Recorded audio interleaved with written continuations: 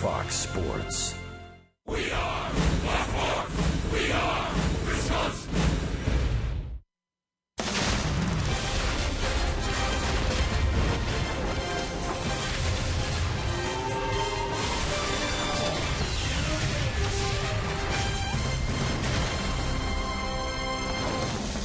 It is game night once again in Milwaukee, Wisconsin. We welcome you from Miller Park. This Brewers National Series is sponsored by Toyota. We are ready for game 2 of this 4-game series. And the game-winning RBI last night coming from Scooter Gennett, his first game back after his promotion from AAA. And hi, everybody. We welcome you from Miller Park. Great to have you with us tonight alongside Bill Schroeder. I'm Brian Anderson. Our reporter tonight is Sophia Minute. We're looking forward to this matchup. Jordan Zimmermann on the mound for the Washington Nationals. But let's look at last night real quick, because last night has a theme. It was Redemption Thursday, and a couple of guys who have been in the penalty box, they come back and deliver in a big way. Yeah, and again, both of those guys playing big parts in yesterday's win. Will Smith, after serving a 6-game suspension, came back in a big way. A 3-batter inning. He picked the guy off. He got his second win of the year. Although the Brewers, when he was out, did a pretty good job in his absence. And Scooter Gennett spent 3.5 weeks down in the minor leagues, 17 games, kind of worked some things out. And in the 8th inning, came up with a big hit right down that third base line. Certainly the Brewers need some production out of second base. A good start last night. Great comeback win for them last night. They were down 5-1. They won it 6-5. And now they'll give the ball to Mike Fiers. We got Jerry Augustine in the tool shed tonight. He's going to walk us through Mike Fiers with Craig Kashawn right after this.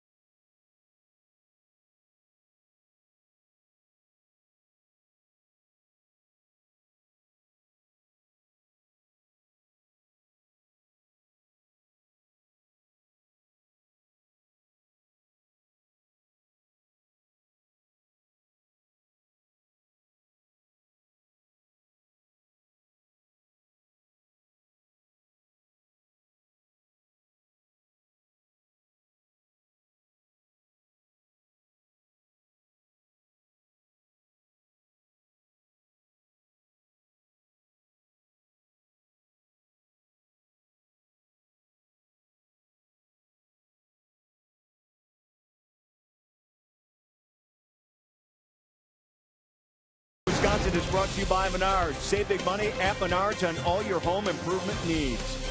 By Toyota. See where Toyota takes you. Test drive one at your Toyota dealer.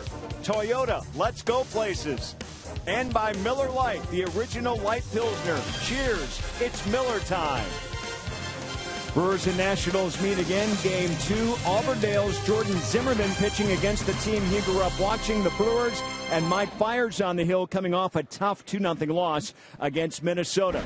Hi, everybody. Craig Kashan back on board with you. And tonight and through the weekend, we're going to be living on the edge as we welcome in Jerry Augustine, who's going to be pitching in for us in the production truck, if you will. That's a good spot for a former pitcher, no doubt about it. But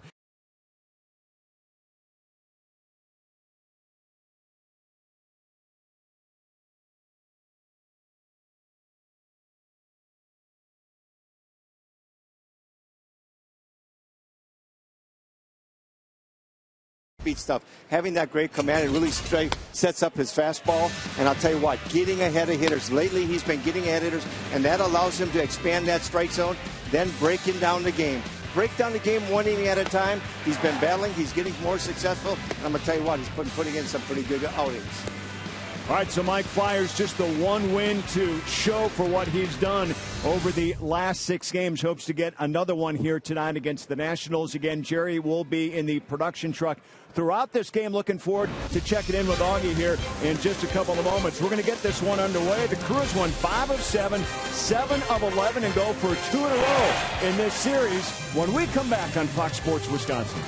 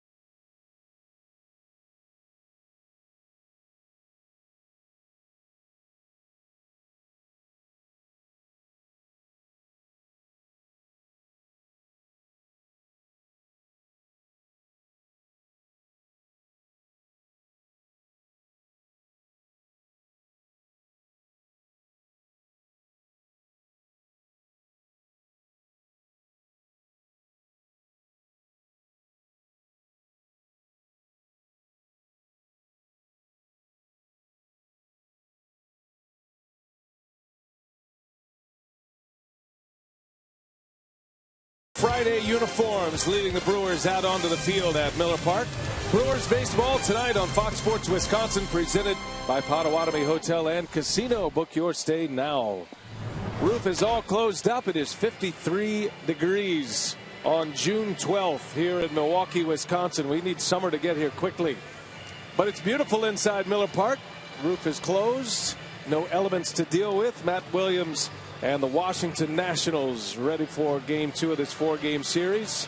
What a great player Matt Williams was. A 5-time All-Star, home run champ, Gold Glove Award winner, and he's got a very good ball club this year. They're a half a game behind the Mets to start play today. Potawatomi batting order with Span, Rendon, and Escobar at the top. Harper, Ramos, and Robinson in the middle. Ian Desmond back in the starting lineup tonight with Michael A. Taylor and Jordan Zimmermann rounding it out. And there is Mike Fiers, his 13th start of the season. And Rockies hoping to match Jordan Zimmermann, one of the best in the game, pitch for pitch here tonight. Yeah, and he's going to have to be good early because you don't expect to get a whole lot off of Jordan Zimmermann, not on a regular basis anyway. Fiers is going along pretty good. Had a 1-1 road trip, gave up only 2 runs in 10 1/3 innings. beat the Cardinals, but lost to the Twins. Interesting stat on Fiers. Hasn't allowed more than 2 runs in a start since May 7th. That was here against the Dodgers. That covers 6 starts. Let's check out the Brewers. Menard's defense. Same defense as last night. That's a rarity for the Brewers. Peterson, Parr, and Braun in the outfield. You got Ramirez, Segura, Jeanette, and Adam Lynn from third to first. And behind home plate, hanging the signs for Mike Fiers, Jonathan Lucroy. Mike Everett will call the balls and strikes tonight. Tim Timmons, Todd Tishner, and Tim Welke are the base umpires. That is the crew chief right there. Tim Welke had the plate last night. Denard Span ready to lead off, and we are ready for baseball on a Friday night in Milwaukee. Great to have you with us tonight. Brewers on a little bit of a roll right now, winning 5 of their last 7 games. And they've been playing very good competition as well. All contenders they have matched up with. First pitch for Fiers is inside and high, ball 1, and away we go. Yeah, but they've won 2 straight series. Brewers beat the Twins 2 out of 3, and then 2 out of 3 from the Pirates prior to last night's victory. Craig Counsell matching up against an old teammate across the way, and Matt Williams. Those two share a World Series ring together, the 2001 Arizona Diamondbacks. There's a strike to Span, 2-1. Denard Span, when he left the ballpark last night, thought he had 3 hits and an RBI, but there was a scoring change today. Took a hit away and gave an error to Gene Segura. So he went 2 for 5 last night, did Span. And that means the Brewers were able to win a game committing 4 errors last night. Yeah. Those errors were early, though, and then for whatever reason, Rock, they clicked it into gear, and it was an impressive comeback last night. Yeah, not very good baseball early on, but you're right. I mean, they were able to turn it around. It all starts with the pitching. Good pitching last night. Matt Garza bullpen once again outstanding. And the bats were able to come to life. Opening walk to Denard Span and a base runner to start it. Fiers trying to cut down on his pitches per plate appearance. He is among the league leaders in that category. He's up over 4 pitches per plate appearance, and that means he has been unable to go deep into ball games this year for the most part. He's got a few 6-inning efforts this year, rarely able to get into 7. So while he's pitching well and his ERA is low, that's the next step for Fiers. Try to get some early results and try to get through a game a little more efficiently. And that was the issue for him in his last start against the Twins. 4 1/3 innings, 91 pitches. But he only allowed the 2 runs in a 2-0 Twins victory. His longest outing this year is 6 1/3 against the White Sox. That was in a no decision. Anthony Rendon batting second, back in the lineup. He's been back for a little over a week now. And a big piece to the Nationals puzzle. They've dealt with a ton of injuries. Ryan Zimmerman on the disabled list. They put him on the DL yesterday with a foot injury. So a big bat out of this lineup for the Nats.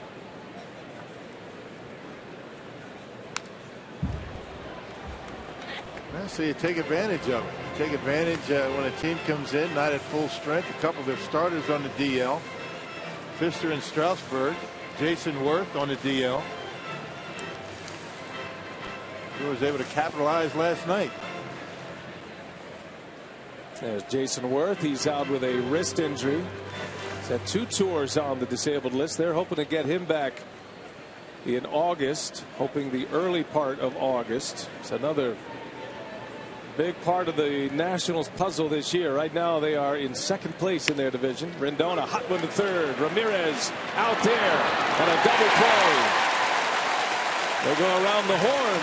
5-4-3 double play. Oh, it all starts with that first throw from Aramis Ramirez right on the money to Scooter Jeanette. 2 hands it and a good throw over there. They're able to turn the double play. An easy double play for the Brewers. Getting Mike Fiers out of an early jam. So 2 quick ones for Fiers for Yunel Escobar.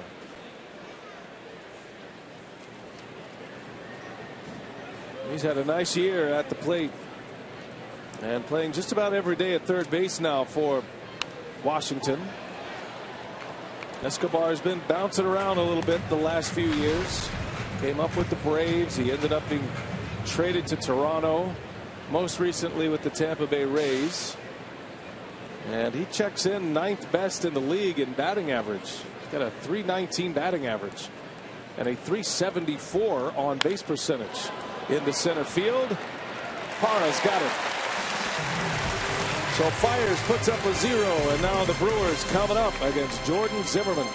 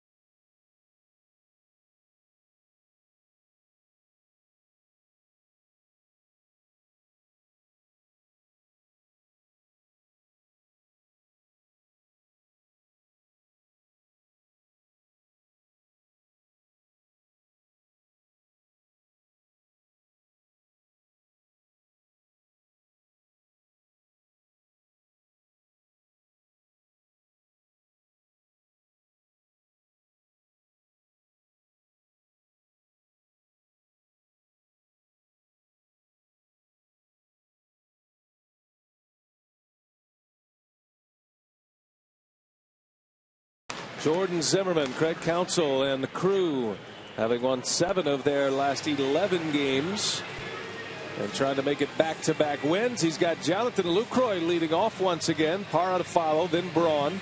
Middle of the order for Counsell is Adam Lind, Aramis Ramirez, and Shane Peterson.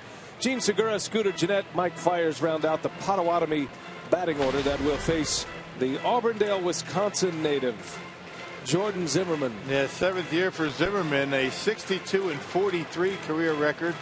That's 19 games over 500, having a very good season. Only one bad start that came on April 13th against the Red Sox. 2 in the 3rd inning, 7 runs against Zimmermann. Other than that, he has been pretty good. Zimmermann coming off a loss his last time out against the Chicago Cubs. He was really rolling before that one, and that one wasn't too bad. He gave up 4 earned runs in that game. His first pitch to Lucroy is in there for a strike. Zimmermann will be a free agent at season's end, tabling contract extension discussions this spring. And he will be a very high-priced free agent pitcher if he makes it to free agency this offseason.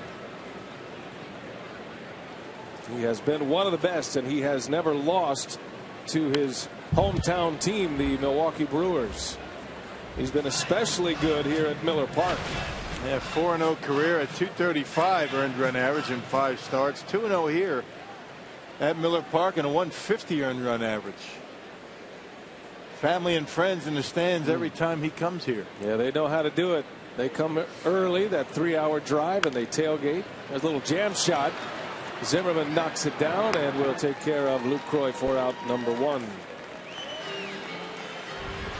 T-Mobile game changer, and that would be Jordan Zimmermann in his career at Miller Park. Look at the strikeouts at Miller Park, a hitter's park. So when you can pick up outs without a ball put in play, you set yourself up well. And not only is he 2-0 and undefeated, his team has not lost in a start of his here.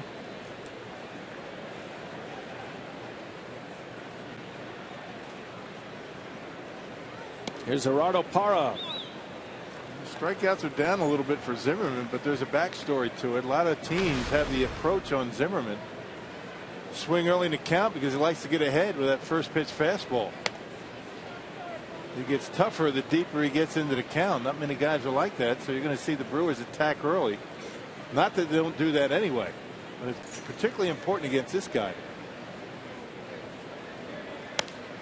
He's basically a 3-pitch pitcher. Every now and then against a left-handed batter he'll throw a changeup, but has great velocity and impeccable command typically. 3-0 to Parra. He walked him on 4 straight. How about that? So Parra is aboard with 1 away in the first. Yeah, check out the Nationals Menards defense. One change from last night. Ian Desmond, the everyday shortstop, back in the lineup. Desmond, not a bad defender, but he's got 14 errors so far this year. And the Nationals near the bottom of the National League in team defense. Yeah, it figures to be a team that should be better than that. They have great athletes all around their infield and outfield. There's Ryan Braun. Always a great matchup between Zimmerman and Braun, and he swings at the first pitch on the ground. Chance for 2, and the flip is a little late, and Braun is going to be safe at first. Not sure what happened out there at the bag, but as Desmond was coming over, it wasn't a clean exchange. It looked like he was going to tag the bag by himself, but a little indecision. That's what cost him the double play. Ryan Braun running hard down the line, and gives the Brewers another swipe at Zimmerman with Adam Lind coming up. Should have been a double play. Wasn't. Extra out for the Brewers in this first inning. Got to bring up Adam Lind.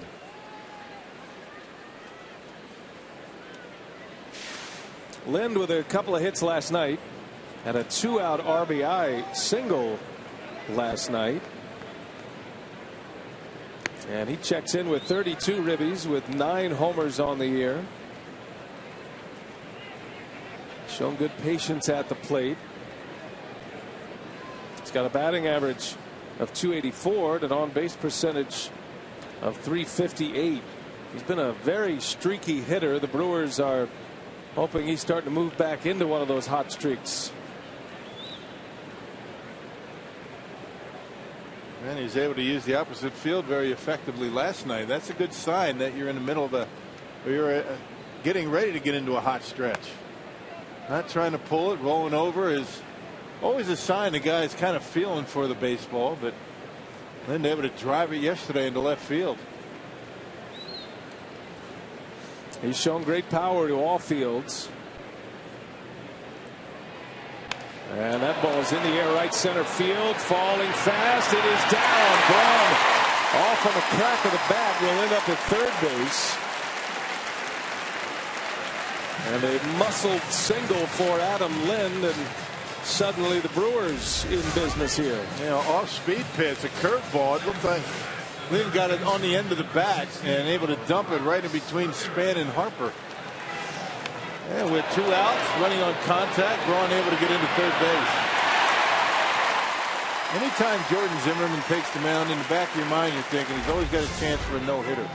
That's the kind of stuff he has. You don't have to worry about that now. He threw a no-hitter the last day of the regular season last year against the Marlins. Aramis Ramirez with a big swing and a miss. Zimmerman dominates just about every hitter the Brewers have, with the exception of Ramirez and Segura. And Ramirez, a .364 hitter career against Zimmerman. He is 8 for 22. Well, both of those guys first pitch hitters, right? I mean, Ramirez known for attacking that first pitch. Segura will do the same. Guys that like to work the count aren't going to have a lot of success against Jordan Zimmerman. Those are the numbers against this pitcher. That includes a home run. First and third right out of the gates. The Brewers with a walk and a single in this first inning. 1-2 to count. The equalizer for Jordan Zimmerman. Curveball's been better for him in the first than the slider. That's something to keep an eye on. When he has both of them working well, that's when he has his really good games. Like every pitcher, you got 3 pitches to go to. 1 ball, 2 strikes. Well, regardless of what happens in this inning. You always want to put the starting pitcher in some stress pitches in the first inning if possible. That can have an effect later in the game. Starting pitchers, they always kind of like to ease into the game, you know, get into their rhythm. He's pitching from the stretch. 2 men on behind him. Here's the 1-2. And went back to the curveball. Ramirez laid off this time.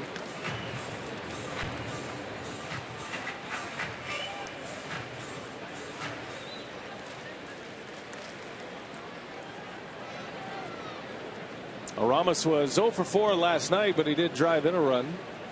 Drove in a run on a ground out, part of that comeback for the Brewers.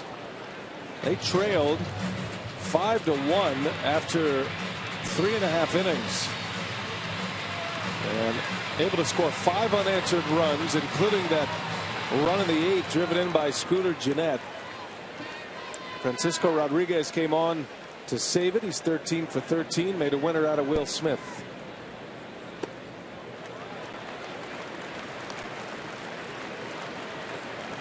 Full count to Ramirez. That'll give Adam Lind a head start over at first.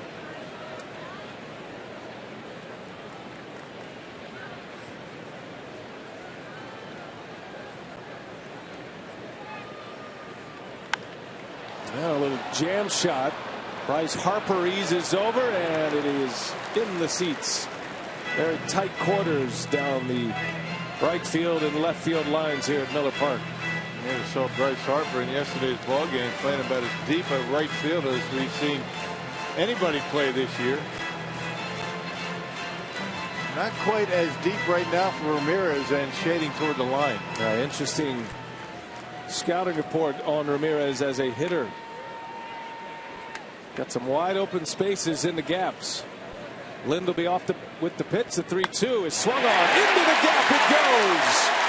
That'll go over the fence. Braun is in. Here comes Lind. And he will score. Aramis Ramirez with a double. And it's 2-0 Brewers in the first.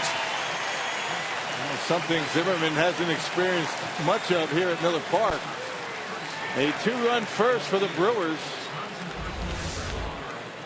Well, Braun able to leg out that double play. Remember, Braun hit the ground ball. Little indecision by the middle of the infield for the Nationals, and because of that, Adam Lind and Aramis Ramirez combining for a couple of hits to give the Brewers a 2-0 lead. There you go. Take advantage of opportunities. Bad defense cost Zimmerman in the first.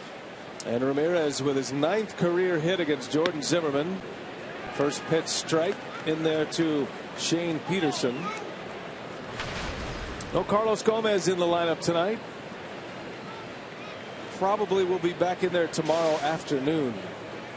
He's been dealing with a bit of a groin issue. He said it's more in the hip, but originates from the groin area. And Gomez, as he feels a little banged up, felt like he could have played tonight, but they want to give him one more day just to be sure. And we'll probably see him in the lineup tomorrow. At least that's what he told us. Yeah, good day to give him off. He hasn't had a lot of success against Zimmerman. He has scuffled against Zimmerman in his career, so let him sit. Be ready for tomorrow. Carlos is 0 for 12 career against Jordan Zimmerman. Good day to heal up. Yeah. I could play coach, man. One more day, I think it'd be good. Let's get it to 100%. 0-2 to Peterson. First time he's ever faced Jordan Zimmerman. Peterson had just a brief time in the big leagues 2 years ago with Oakland. Originally a member of the Cardinals organization. 1-2 pitch is high for a ball. 2-2 now. See, Zimmerman does that by design. I mean, when he thinks a lineup or a certain hitter is going to swing at that pitch, he will elevate that fastball by design. If you lay off of it, that pitch is down, much easier to hit.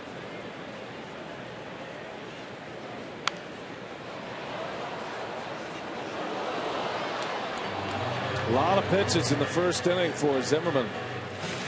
This will play well for the Brewers, and they've scored a couple of runs. 27 pitches already.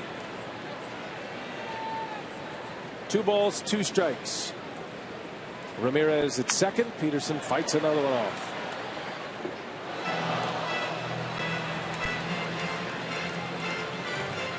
Shane's been getting a lot of playing time here recently in the absence of Gomez the last 3 games, and Ryan Braun was gone for a couple of games on the last road trip. Peterson got some time. Actually started a game as the DH. Nice battle by Peterson, hanging tough. That was a good curveball. He's seen 8 pitches.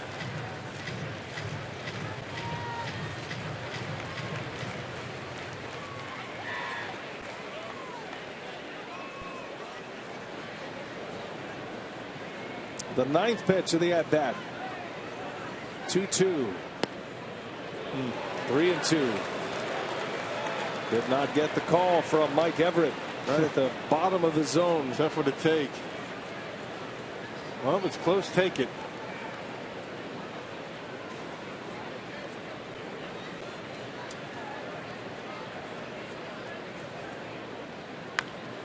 And a breaking ball on a 3-2 count. And an easy out for Robinson at first. The inning is over, but the Brewers do some damage. How about Aramis Ramirez? He hits Zimmerman well. He keeps it going. He drives in 2 with a double. And the Brewers on the board first tonight against the Nationals. 2-0.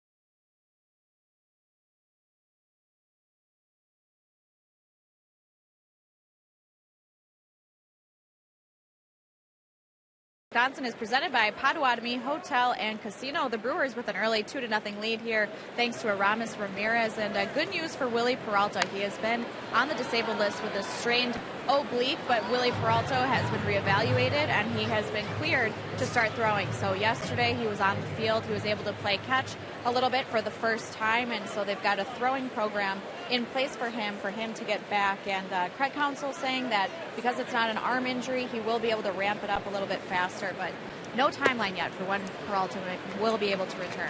All right, Sophia, thanks for that. Brewers still have that hole in their starting rotation. Taylor Youngman's going to get the start again. It'll be his second start. Earned that second start with his winning effort in his major league debut last week against the Pirates. Youngman will pitch against Scherzer on Sunday as Bryce Harper gets himself in a hole. 1 ball, 2 strikes, chasing that high fastball of Mike Fiers. I thought Matt Garza really pitched Harper well in yesterday's ball game. Really didn't give him a whole lot to hit. Looked like he was pitching around him in that. As the game went on, really didn't give him a whole lot. Got 1 hit. That was an infield hit. Another one upstairs, and Harper jumps on it, and that is way back. Braun on the run. It is gone. Bryce Harper tomahawks one into the Nationals bullpen, his 21st home run of the season. Very few left-handed hitters can hit the high fastball like Bryce Harper. And ball just jumps off his bat. I mean, look at it. Fiers likes that high fastball, and apparently so does Bryce Harper. Look at the way he kind of rises up and gets on top of it on that high heater. Just does find its way over that left center field fence. Some kind of power for Bryce Harper. He has one off a career high for home runs. He has 21 already. One homer behind Giancarlo Stanton of the Marlins, who leads all of baseball in that category. There's a big cut and a miss by the Nationals catcher Wilson Ramos. One thing you don't want to do to Bryce Harper, leave something out over the plate. I mean, you have to try and bust him inside, but be careful. Fiers left that one out over the plate just enough for Harper to get the barrel of the bat on it.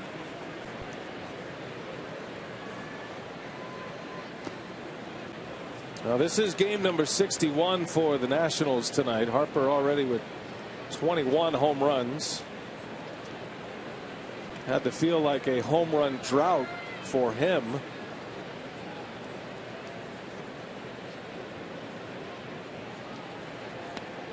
When you're hitting them about every other day, when you go 3 or 4 games without a home run, you start wondering where the power is. People ask you, what's the matter with you? He's having that kind of year. His career best for homers, 22 in his Rookie of the Year campaign. Ramos fouls it away. 2 balls, 2 strikes to count.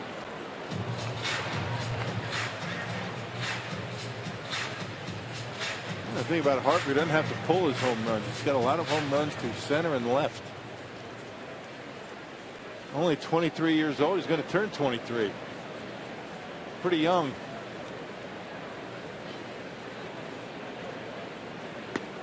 A called strike 3. Ramos down on strikes. The first K for Mike Fiers. Hey, you can get your very own Carlos Gomez bobblehead by coming to Miller Park this Sunday. For the series finale against the Nationals, all fans in attendance get a bobblehead of the Brewers center fielder in his 2014 All-Star jersey. That's courtesy of Pepsi. Visit Brewers.com for tickets. Go Gomez. All-Star starter last year. Voted in by the fans. Ground ball on the first pitch by Clint Robinson. The shift was on. He hit it right into it. And 2 outs now after the Harper homer. If you were watching our game last night, Clint Robinson hit his first major league homer, and we're happy to report that he was able to get the ball back. Signed a couple of balls in exchange for the family, the young kid who caught the ball. We saw him after the game last night. Nice gesture by them to offer that baseball back, and they got something in return. That's good teamwork by all. 2 away for Ian Desmond. Had a pinch hit appearance last night, had a single. He's played in every game for the Nationals, and as a matter of fact, he has started every game for Washington except last night's game. That was his first day off from the starting lineup this season. Yeah, you got a base hit off of K-Rod in the 9th.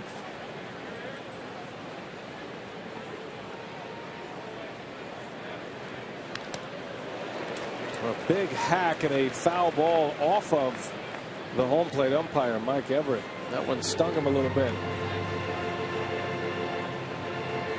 As part of the brotherhood rules, you kind of walk it off a little bit.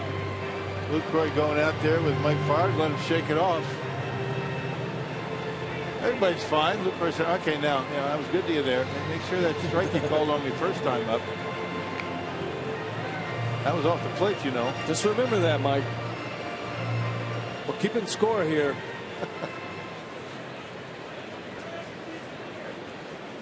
One ball, 2 strikes on the shortstop, Desmond.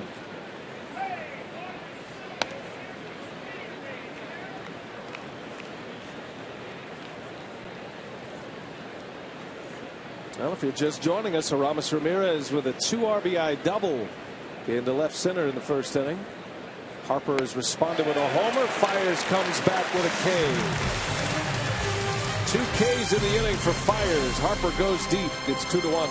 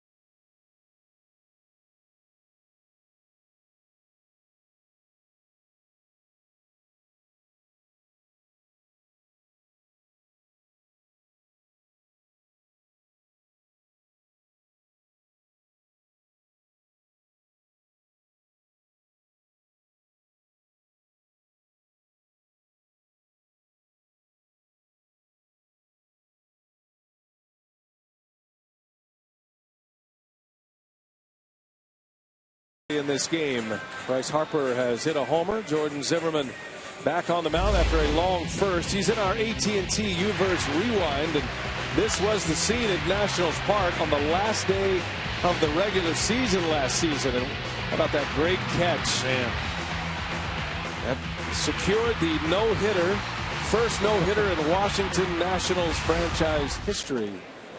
That's an amazing catch to save a no-hitter. My goodness.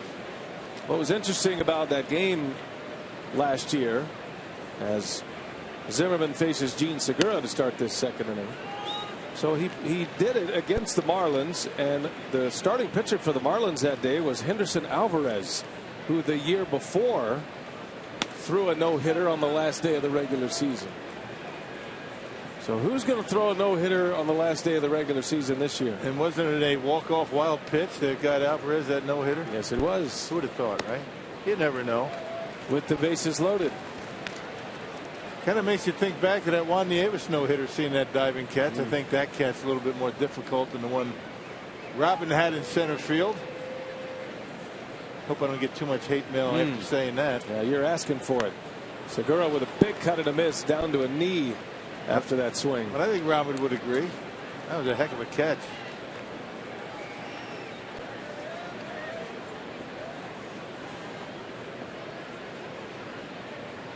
Payoff pitch.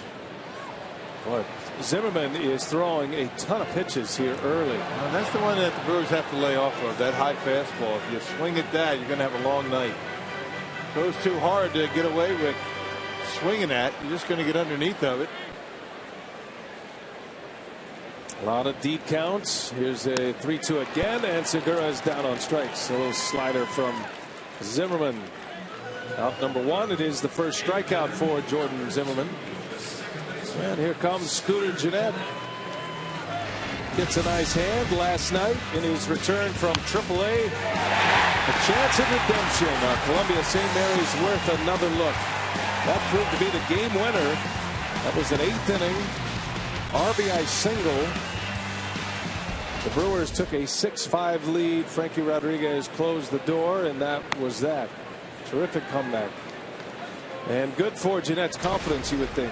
Well, and Gennett went down to the minor leagues with a great attitude, and that's why he's back up. He was swinging the bat well. Worked on some things, and it paid off last night. Brewers need to start getting some production out of second base. That has not been a very good spot in the batting order for the Brewers, no matter who's been out there. And start getting some hits, getting on base.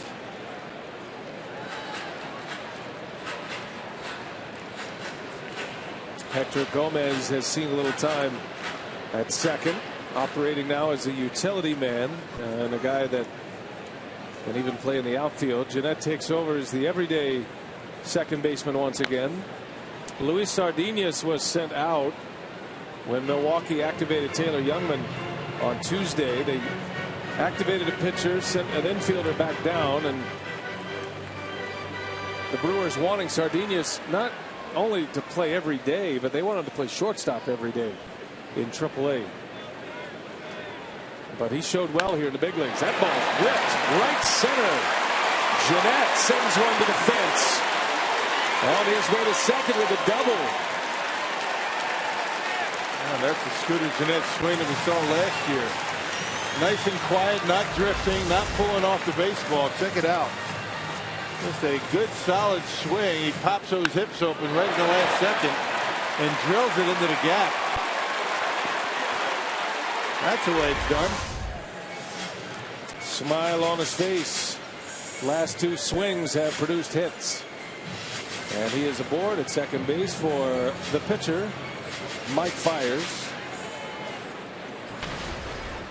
who does have a hit this year. He's 1 for 16, and he has drawn a walk this season. Having a career year at the plate. He's trying to get it on the interstate, he said. He's hitting .063 right now. Little ground ball to first. That is Robinson, who will take it to the bag. Made a run at it. Hit it hard. Jeanette ends up at third. 2 outs in the inning, and back to the top of the order we go. Yeah, the old interstate. That's a line you don't want to cross too much on the south side. Then you have the Mendoza line at 200. I had a problem getting over that a couple of years. You start doing the math in your head when you're toward the end of the season. In the hotel. Let's see, if I go 14 for the next 27. If I go 14 for 15. If I go 14 for 3. Yeah. That brought up some bad memories. It did. It's all right, man. All right, I brought it up. Lucroy trying to deliver with 2 outs.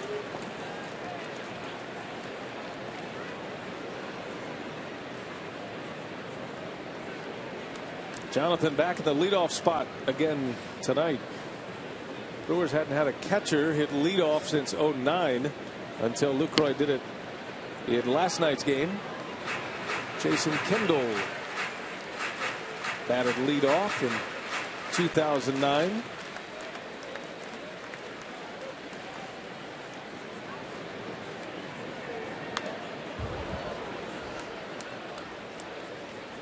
That's normally when Lucroy drives into the gap somewhere out in right center. Normally, such a good opposite field hitter.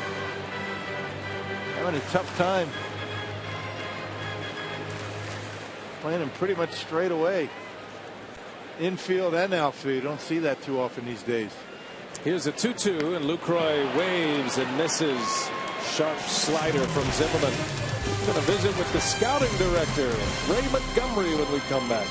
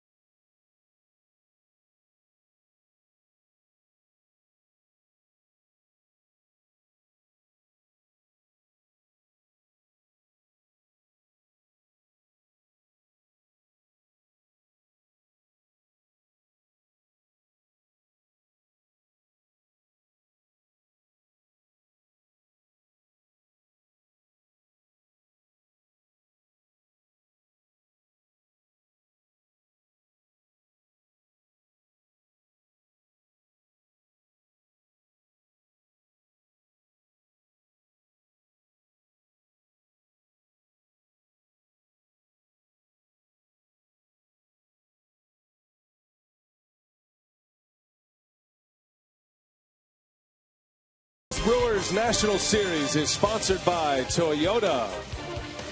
2-1 our score. We head to the third inning from Miller Park. Brewers have the lead, scoring twice in the bottom of the first. Bryce Harper has homered, and we are pleased to be joined now the VP of Amateur Scouting, Ray Montgomery, in his first year with the Brewers, coming off a draft, and now you're into the signing period of that draft. Tell us how things are going, and what was your first draft like with the Brewers? It was good. Things are going good, and thanks for having me.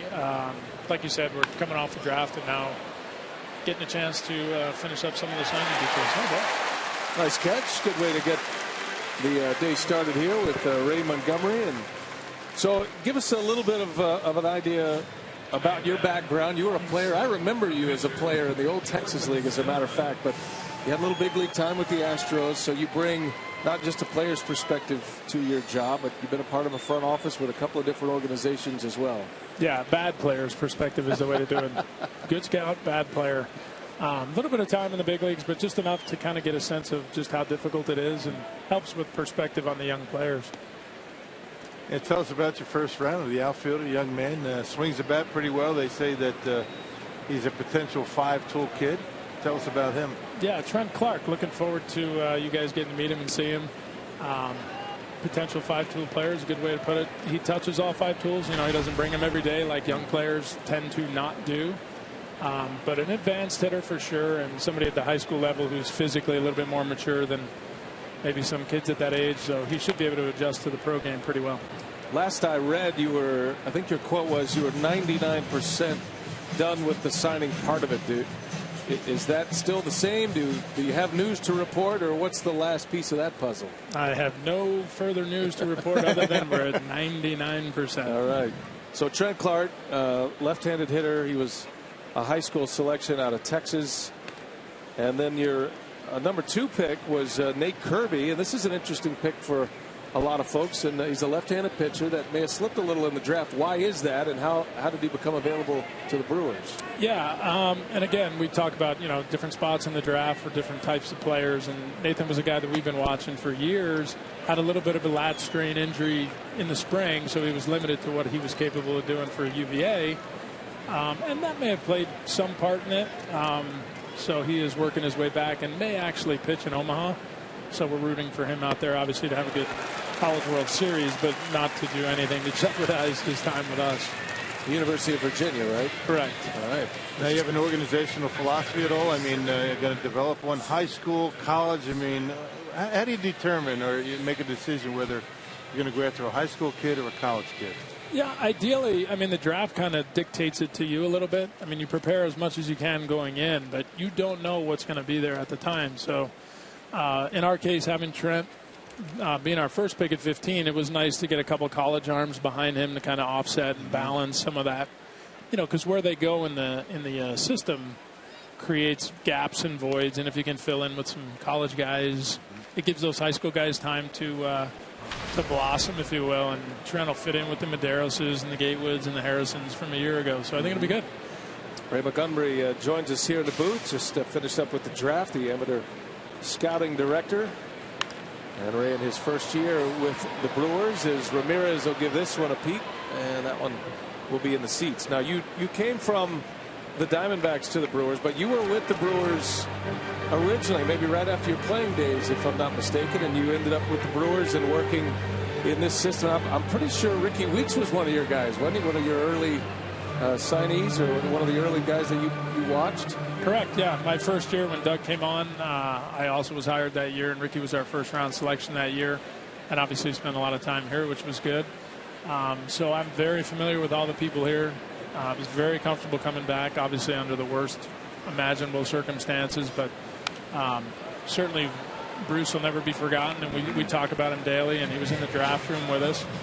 But it has been very comfortable to come back to a place where you know everybody. Now the signing period has been condensed a little bit. We were talking about it off camera a little bit, but is that help the player or the organization, or how does that all unfold? It's like a month shorter, right? It is. I think it's kind of helps both sides if you look at it, because the players get a chance to get their career started a little sooner, which gives them a half a season out of the chute. We're out of time here because the inning's over. But it obviously works all the way around. Right. So, congratulations on your draft. I know you got some work to do and you're trying to sign players. We appreciate your time and looking forward to the updates. All right, sounds good, guys. Appreciate it. Ray Montgomery, VP Amateur Scouting. Successful draft. Hopefully we'll see his players in the big leagues real soon.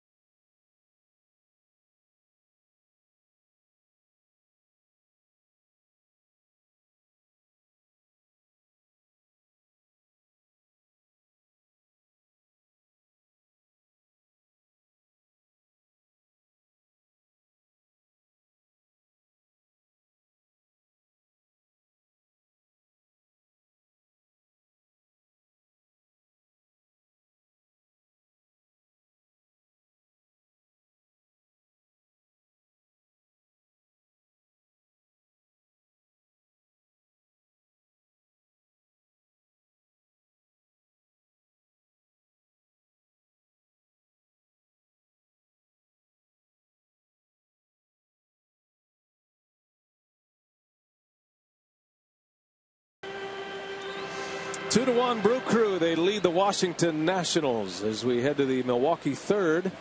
Gerardo Parra ready to lead off. Jordan Zimmermann back on the mound. Our thanks to VP of Amateur Scouting Ray Montgomery. He is a guy that is very well respected, highly regarded around baseball. And the Brewers fortunate to get him back and in that role after the passing of Bruce Side. He mentioned Bruce. Good to have him with us. Well, the Powerball home run count for Gerardo Parra.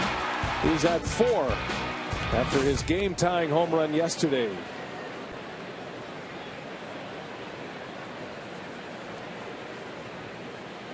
Yeah, that was a big home run for Parra. Scooter Gennett took a lot of the spotlight, rightly so. He had the game winner, but Parra's home run able to tie it up. He's ahead in the count. He walked on 4 straight pitches his last time up.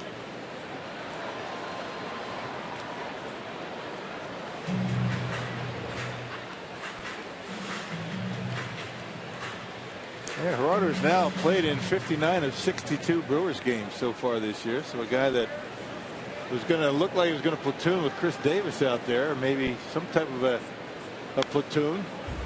All of a sudden playing just about every day. A lot of time in center, played some right with Braun out of the lineup, put him in left.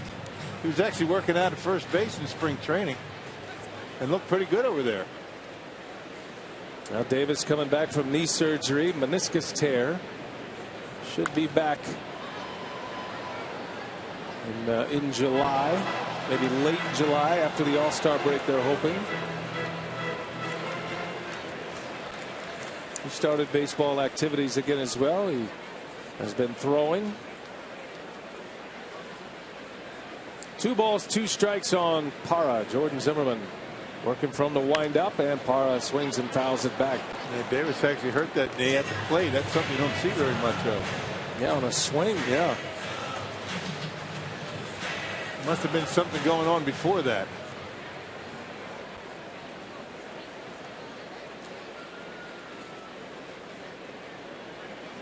Another 2-2. Parra whistles one back up the middle. A base hit. And Gerardo Parra with a lead single here in the 3rd inning. And just a solid approach up there at the plate. And the more you see him, the more you like him. Zimmermann almost able to snare that one as it went by. Smoked it right back through the middle. Hey, Zimmermann at near 60 pitches already. 31 in the first inning. Man, a lot of deep counts. The Brewers have 4 hits already. Ryan Braun reached on a fielder's choice in the first inning. Legged out what looked like was going to be a double play. And because he did leg it out, it kept the inning alive. Adam Lind had a hit, and then Ramirez drove them both in with a double. 2-run first for the Brew Crew. Adam Lind showed some pretty good wheels on that double, all the way from first base. Made it in without a throw.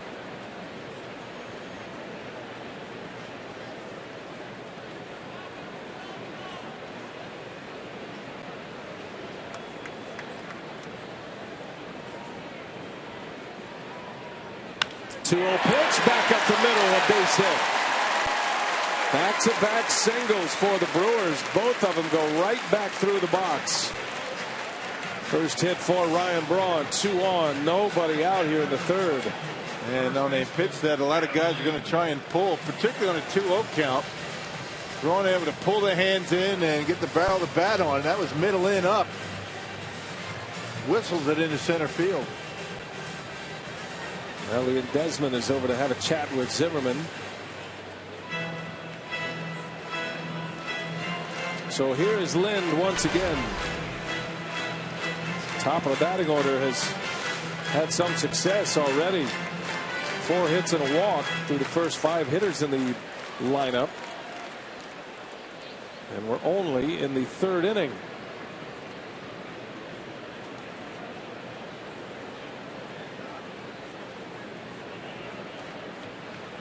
Big spot to add on right here. 2 on, nobody out. Good speed on the bags. And Zimmerman misses away.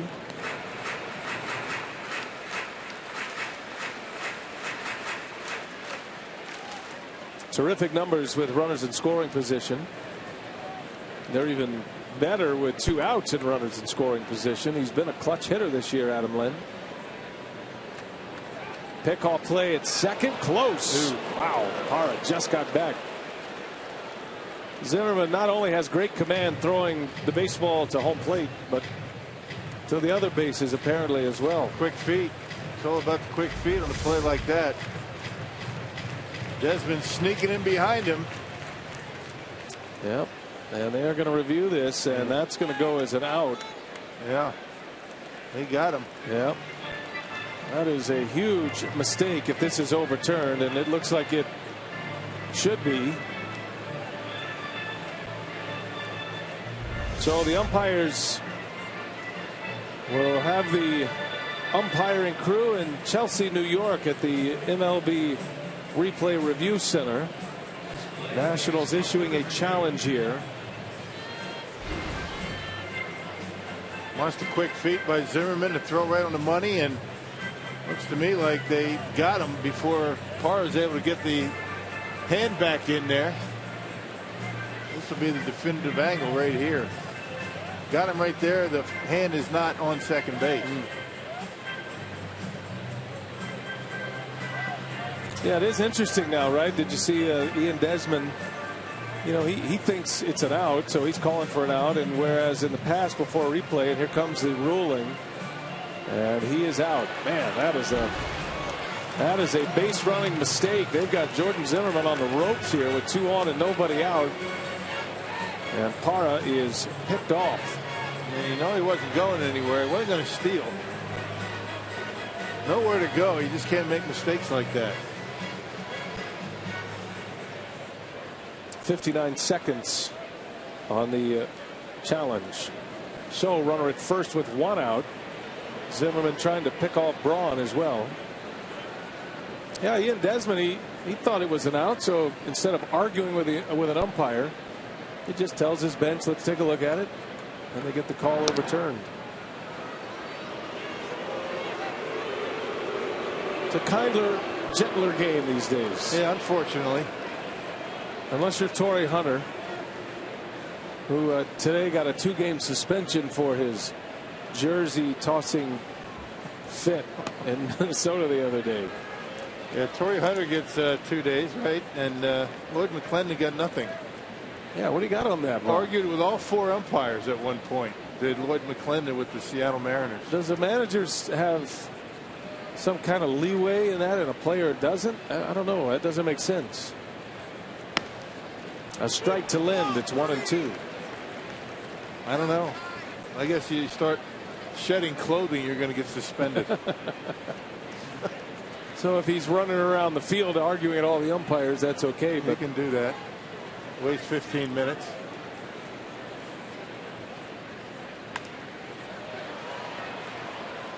Can't take off your clothes or remove bases.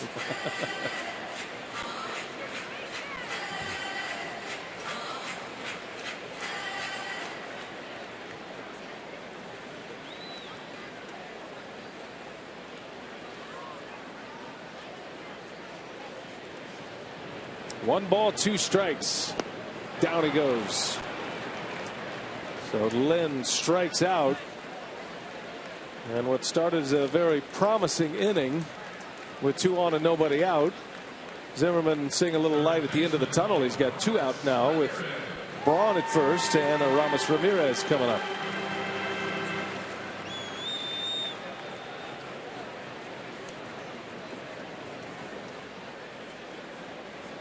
Coming off a double and 2 RBIs in the first inning. Hit a rocket into the gap in left center. At this point, it is our delivery of the game, courtesy of Jimmy Johns. And a lot of success against Jordan Zimmerman, hitting almost 400. Got 9 hits against Zimmerman, and 6 of them are for extra bases, including that double. Ramirez pops it up. That'll slice into the seats.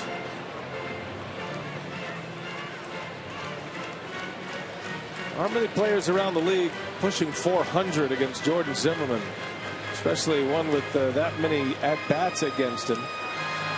23 career at-bats for Ramirez.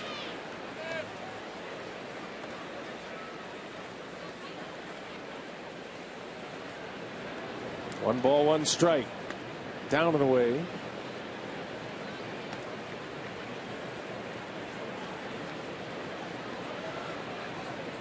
Nationals challenge a call on the field in this inning. They get it overturned.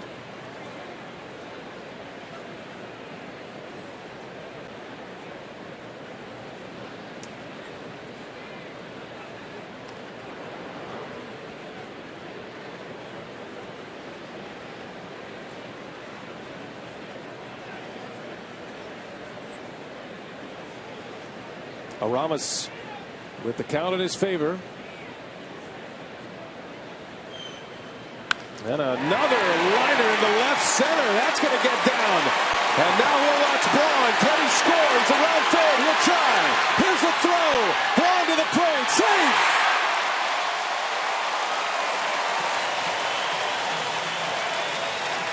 Three to 1 Milwaukee. Another double and an RBI by Aramis Ramirez. Almost identical to his first double of the night. Yeah, fastball middle in, and Ramirez able to hammer it into the gap out there. The only question is whether Ryan Braun is going to be able to score from first base. And he did to throw up the line just a little bit, and Ryan Braun gives the Brewers their 2-run lead back. Boy, Ramirez all over that fastball from Zimmerman. Once led the National League in doubles. His first year as a Brewer did Ramirez. Zimmerman scares him back.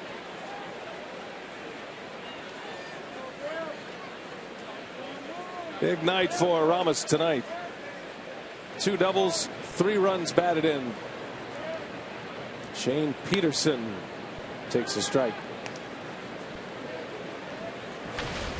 Gotta wonder when Zimmerman's going to start pitching around Ramirez, particularly when you have a young kid on deck. Went after him twice and he's driven in 3 runs.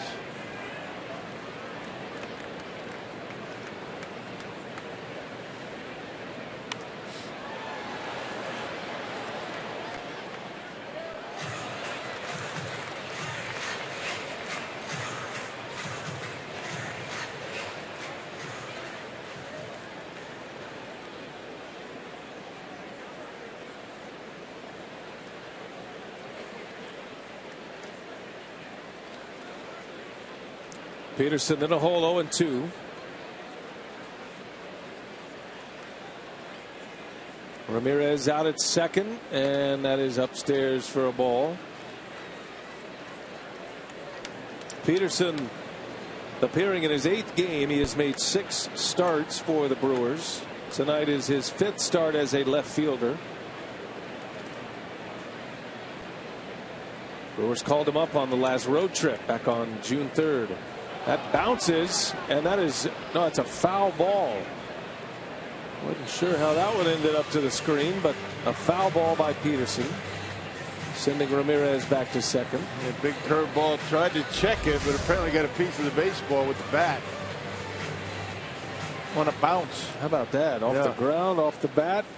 A little cricket action here at Miller Park. Another 1-2. 2-2 now. Down in AAA, Peterson was hitting .320 with 7 homers and 27 runs batted in. He's having a great year down there. Ground ball towards third. Took a tough hop, and Escobar makes a play, and Peterson is just out. Close play at first. Inning is over. But tonight belongs to Aramis Ramirez so far. He has 2 doubles, both into the left center field gap. 3 runs batted in. He makes it 3-1 after 3.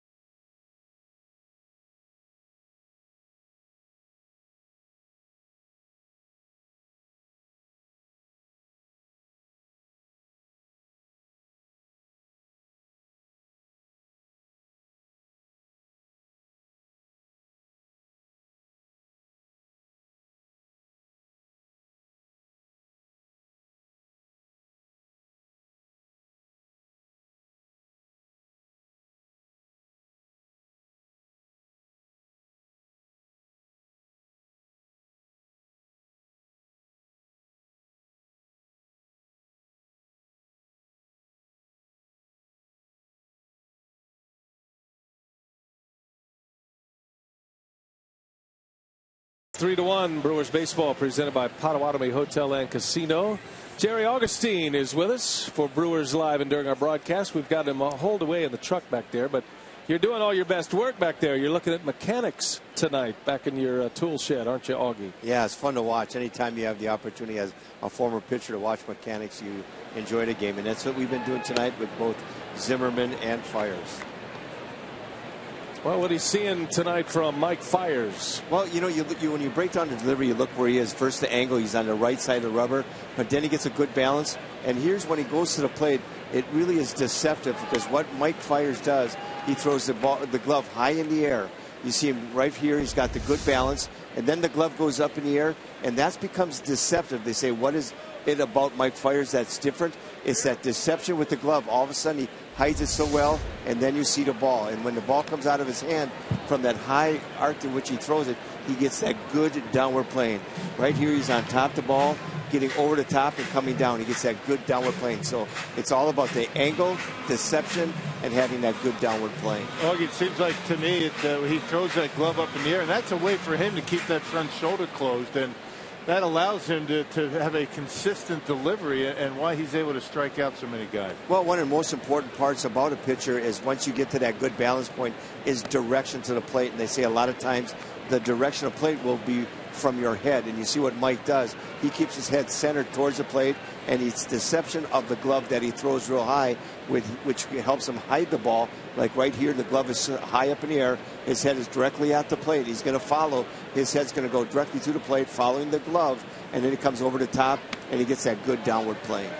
It is interesting, Augie, how Fiers and Jordan Zimmermann both utilize the high fastball. And of course, Fiers, he doesn't quite have the velocity of Jordan Zimmermann, but because of the deception that you mentioned, they both can be very effective with the high fastball. And you expect Jordan Zimmermann to rack up a bunch of Ks with his stuff, but Fiers is unusual in that his strikeouts give the appearance of a power pitcher, even though he's not. Yeah, you're exactly right, B.A. And when you talk about Mike Fiers, it's because he can take that off-speed stuff and throw it down in the zone. And you'll see him sometimes on occasion really pitch down in the zone with his fastball even. But when he can get the breaking ball and changeup down, that fastball up in the zone is very effective. All right, so it's one thing in the windup as he has just walked Rendon, and that's his second walk. And how about the stretch for Mike Fiers? What changes for him when he has to go into the stretch? Well, he just has to abbreviate it. You know, it's all about holding that runner on. He just has to be a little quicker, and that's what he does. He just gets a little bit quicker. Does he use the same deception? Absolutely. He does the same thing he does from the windup that he does in the stretch. But what he does, he has to quicken up and really try to hold that runner a little bit close. Give him a good look, and then what he'll do, he'll just raise the leg just a little bit and then go a little quicker. And in there for a strike on a breaking ball. Take a look. See here, he's got that good balance. We talked about that balance. He's got that good, strong balance. The leg comes up, and then there goes the glove. Same way you see him, very consistent that he does with his delivery from a stretch, that he does from a delivery from a windup. And that's what a good sign of a good pitcher, that he's consistent. The ball comes out of that same slot each and every time. Yeah, it looks pretty much the same. I mean, just a little bit of an abbreviated approach. You know, once he starts flying toward home plate, it's the same delivery. Well, the big thing with Mike, when he gets from a stretch, at times where he's had some problems, he tries to quicken up a little bit too much. And that when you quicken up, and he gets a little bit quicker from the top of when he starts accelerating and throwing the ball to the plate. Sometimes he mislocates, and that's when he's gotten into trouble a little bit. He's got a 1-1 count on Yunel Escobar, a leadoff walk to Rendon. And a check on the runner at first. Last question, Augie, for me is, when you're facing a guy like Jordan Zimmermann, this is not a mechanics question, more of a philosophical question, but when you're facing a guy who is a top of the rotation type pitcher in Zimmermann, and you're in a position like Mike Fiers, what's the mindset going into the game like this? As Escobar grounds to third, Ramirez with a good play for out number one. So walk us through that. Who's the best named pitcher you beat in your career? Oh, I had the opportunity of pitching against Catfish Hunter, Jim Palmer, those type guys. And you know what you do? You get you get excited for the game because you're pitching against the best. But you still have to go out and pitch your game. It's not about what the other pitcher's doing, what what Jordan Zimmermann is doing tonight. It's more what Mike Fiers is doing tonight. What is he doing? Is he doing the things he has to do? Is he breaking down the game? Is he being consistent? Is he commanding the strike zone? And most important for Mike Fiers, is he getting ahead of hitters? All right, Augie, we'll let you get back to it. I'm looking forward to hearing your mechanical breakdown of Jordan Zimmermann. We'll try to get to that next inning. Sure, we'll talk to you soon. That's Jerry Augustine, and he's back in the production truck, carving up some footage, and got our super slow-mo camera in a great position to break down pitching mechanics. Augie is a tremendous teacher in his own right. He has a good head, and understands pitching, knows how to describe it to the layman, if you will, and he's always been that kind of guy. Talking about Augie, good teacher. Bryce Harper, he lines one into right center, a base hit, and this is going to bring a run in. It's been a tough matchup tonight for Fiers. Harper makes it a 3-2 ball game. Rendon scores. Harper has driven in both of the runs. So far, Ramos Ramirez 3, Bryce Harper 2 at this point. One of those situations you have first base open with Harper at the plate. And look how off balance he is. I mean, he's actually leaning back when he swings his bat. Well, check this out. I mean, he's actually, out on his front foot a little bit. Kind of an unusual swing that he has, but he's able to make consistent contact. He is 2 for 2. Came in 5th in the league in batting.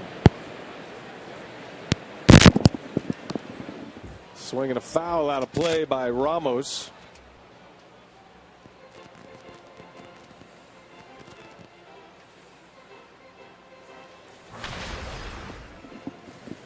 Wilson Ramos struck out looking in the second inning. Pirates would love to get a ground ball out of him. 3-2. A lot of activity early in this game. We play in the top of the fourth inning.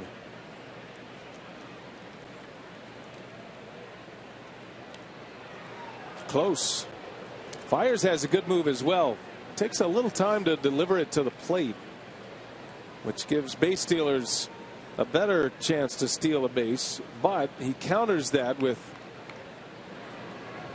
a strong move and a quick move to first and second. Harper 3 for 7 in stolen bases. He got picked off last night. On the ground, back up the middle. Jeanette lays out. He's got it. Flip to Segura. Oh, what a play! Jeanette to Segura. Somehow they get it out at second base. What a play by Scooter Jeanette going up the middle. Not just getting there, but watch the way he shovels that ball right out of his glove. Puts it in the direction of Segura, who grabs it with a bare hand. And gets Bryce Harper easily. That is a big league play right there at second base. Great job by Scooter Jeanette. Almost as good as the camera work to be able to showcase a play like that. Fantastic look at that play by Jeanette. That is a huge play for Mike Fiers. You're probably looking at first and third with one out if he doesn't make that play. Now Fiers a chance to get out of it. Here is Clint Robinson. And now you got to finish it off. You get your defense is picking you up. You get a big out at second base. Now you got to finish this inning off and get Robinson here.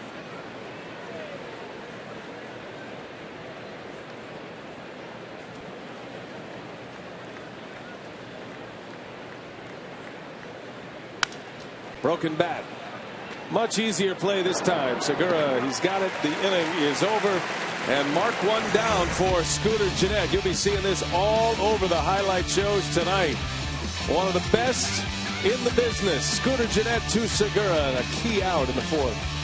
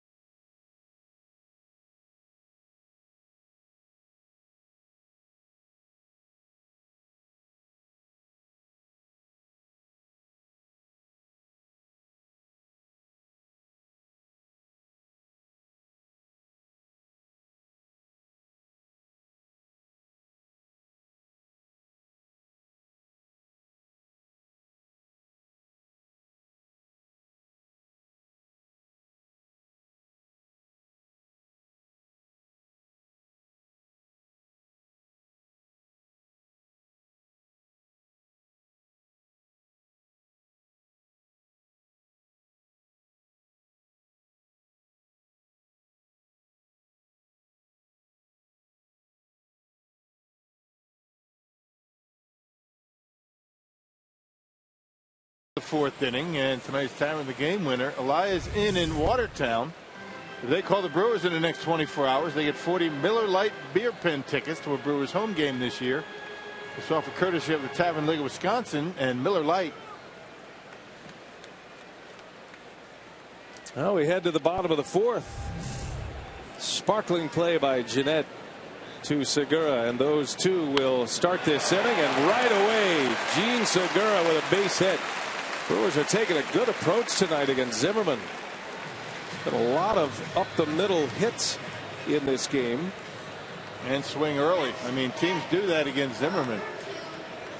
A lot of times that's going to be your best pitch to hit, that first strike. He likes to work ahead. Nice hand for Scooter Gennett. He's having a good game. It's amazing. You could just see the confidence switch in him last night. He was having a tough night at the plate last night in his first game back. And then he came up in the 8th inning with a chance to give the Brewers the lead and delivered. And he comes out tonight. Had a double in his first at bat. Ripped one into right center field. He just made a beautiful play. The best play he's made all season at second base. And now he's back at the plate. There goes Segura. And the pitch is bobbled by Ramos. And Segura is in with a stolen base. Yeah, didn't even hesitate. Ramos has had his problems throwing out base runners. 26%. I guess that's just a little bit less than average. Segura, not a big lead, but a very good jump. Ramos tried to be a little bit too quick, couldn't grab it. Segura is 8 out of 9 in stolen base attempts. Wears that protective brace on his right hand. That's the broken pinky finger that put him on the disabled list. He's in scoring position. Gennett takes one off the plate. Pitch count continues to rise for Zimmerman. Sitting here in the 4th inning with nobody out, and this will be his 80th pitch of the game.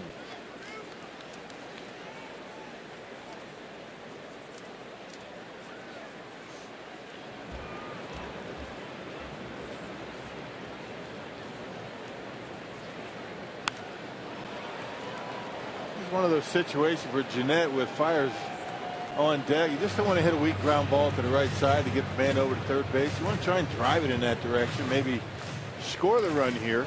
You don't want to give yourself up and leave it up to Mike Fiers. Makes the 8th spot in the batting order a little more complex than some of the other positions, knowing the pitcher is behind you.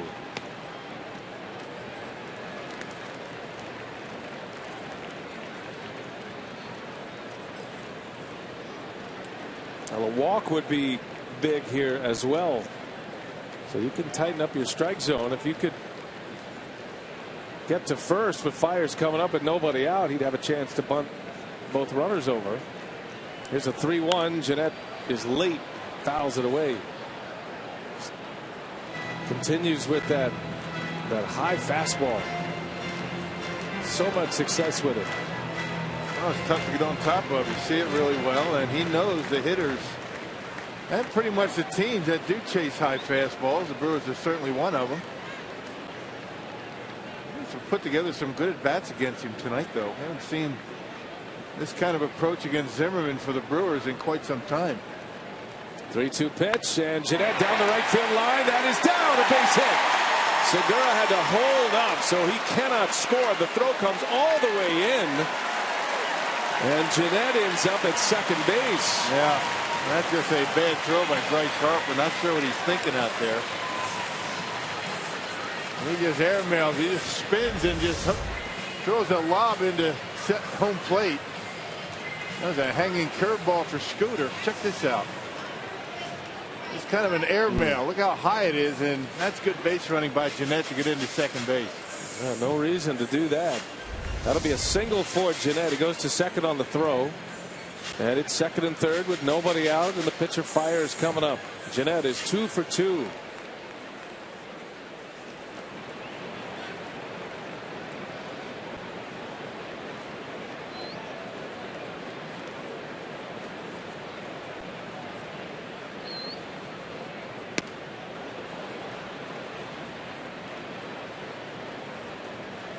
Fiers, he's bearing down. He wants to drive in these runs. Yep. Activity in the Nationals bullpen right now. And Zimmerman starts with a curveball. Taylor Hill is the right-hander out there. Zimmerman knows he needs a strikeout.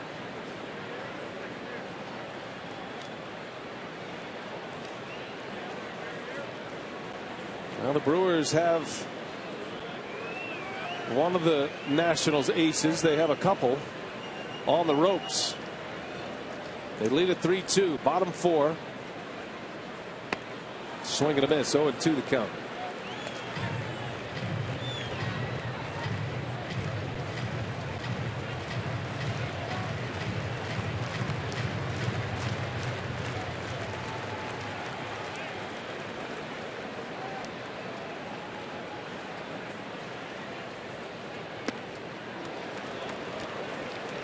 Tough pitch to handle. Ramos makes the catch right in the webbing of his catcher's mitt. He used every inch to keep that one from going to the screen. Yeah, 3 breaking balls to Mike Fiers. Zimmerman remembers how well he hit that ground ball to first. See what he does here. The 1-2 and the slider gets him. Fiers strikes out. Still runners at second and third. Back to the top of the order now. Here comes Jonathan Lucroy. Yeah, let's see if the Nationals continue to bring the infield in. Looks like they're going to. Infield in, outfield pretty much at normal depth. Bryce Harper still playing deep and right.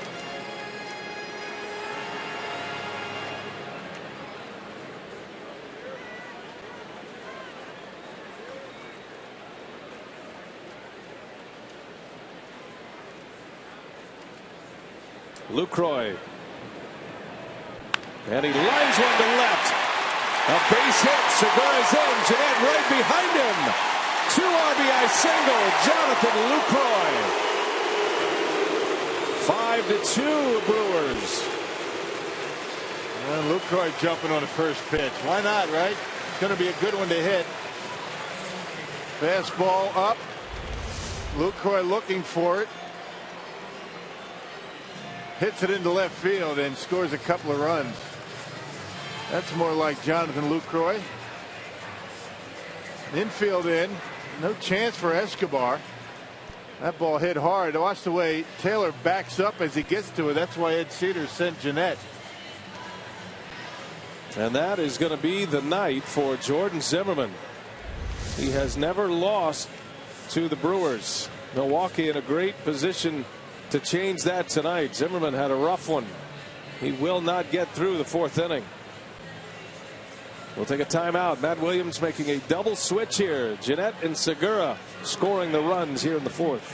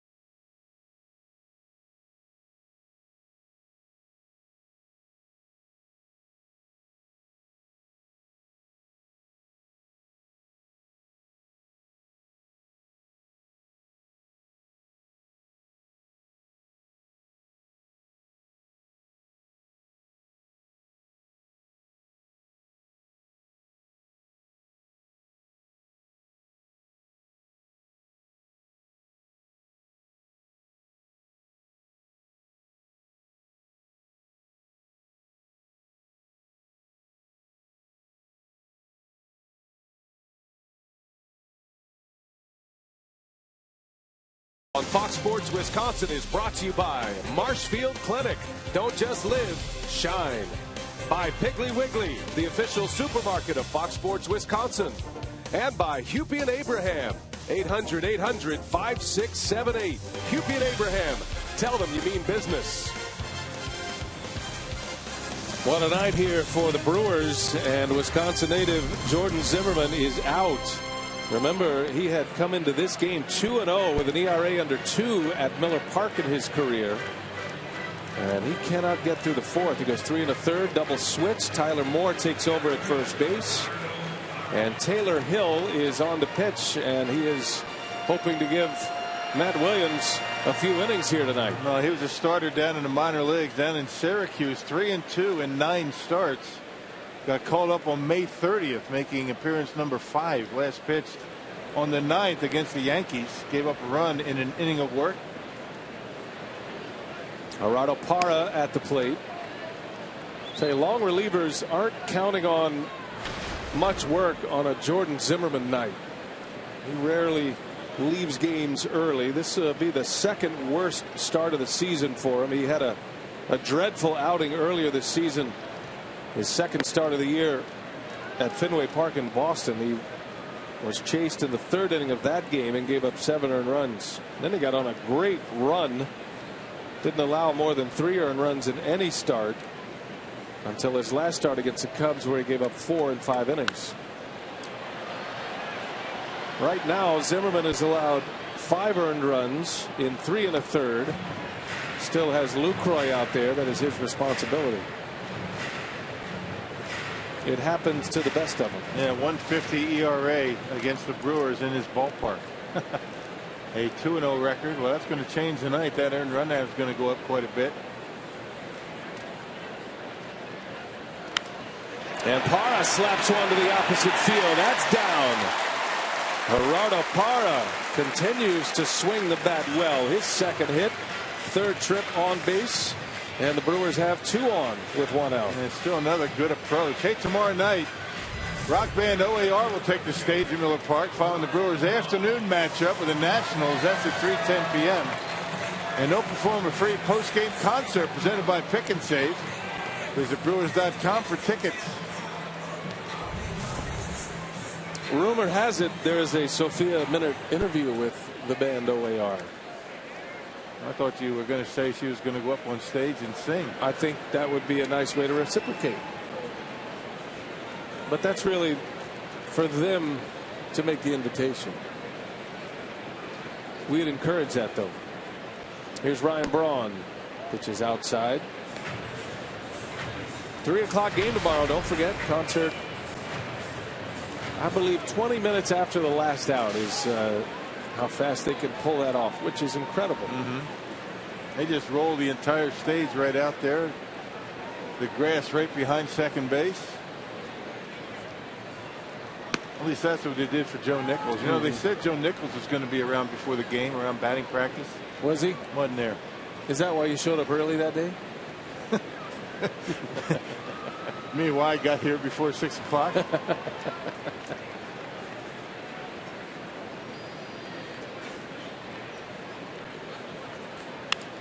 Braun gets jammed. A little pop up. Harper coming a long way, and he'll run it down for the second out. 2 outs in the frame. 2 runs are in for the Brewers. It is 5-2. And here comes Adam Lind. Speaking of aces getting roughed up tonight, you had a chance to see what happened in Houston tonight. Felix Hernandez, right? 9-0 Houston. Felix Hernandez got 1 out. He gave up 8 earned runs, walked 5, 8 earned runs, 2 walks. He got 1 out, and he was out of the game. Didn't make it through the first. Yeah. His earned run average ballooned to 3.38. So aces beware tonight. Clayton Kershaw is on the mound tonight. He'll be in San Diego facing the Padres later. Looks like Houston's going to snap their 7-game losing streak. Lynn takes a ball down and in. Carlos Correa hit his first home run, his first home run, I should say, at Minute Maid Park. The 20-year-old phenom shortstop. Astros still in first place despite losing 7 in a row. 2.5 game lead over the Rangers. That division's opened up a little bit. They got Houston, Texas, the Angels, the Mariners. They're all in the picture.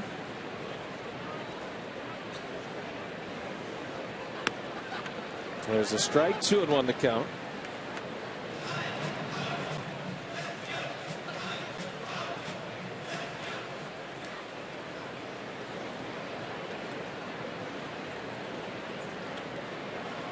Lucroy at second, Parra at first, each with hits.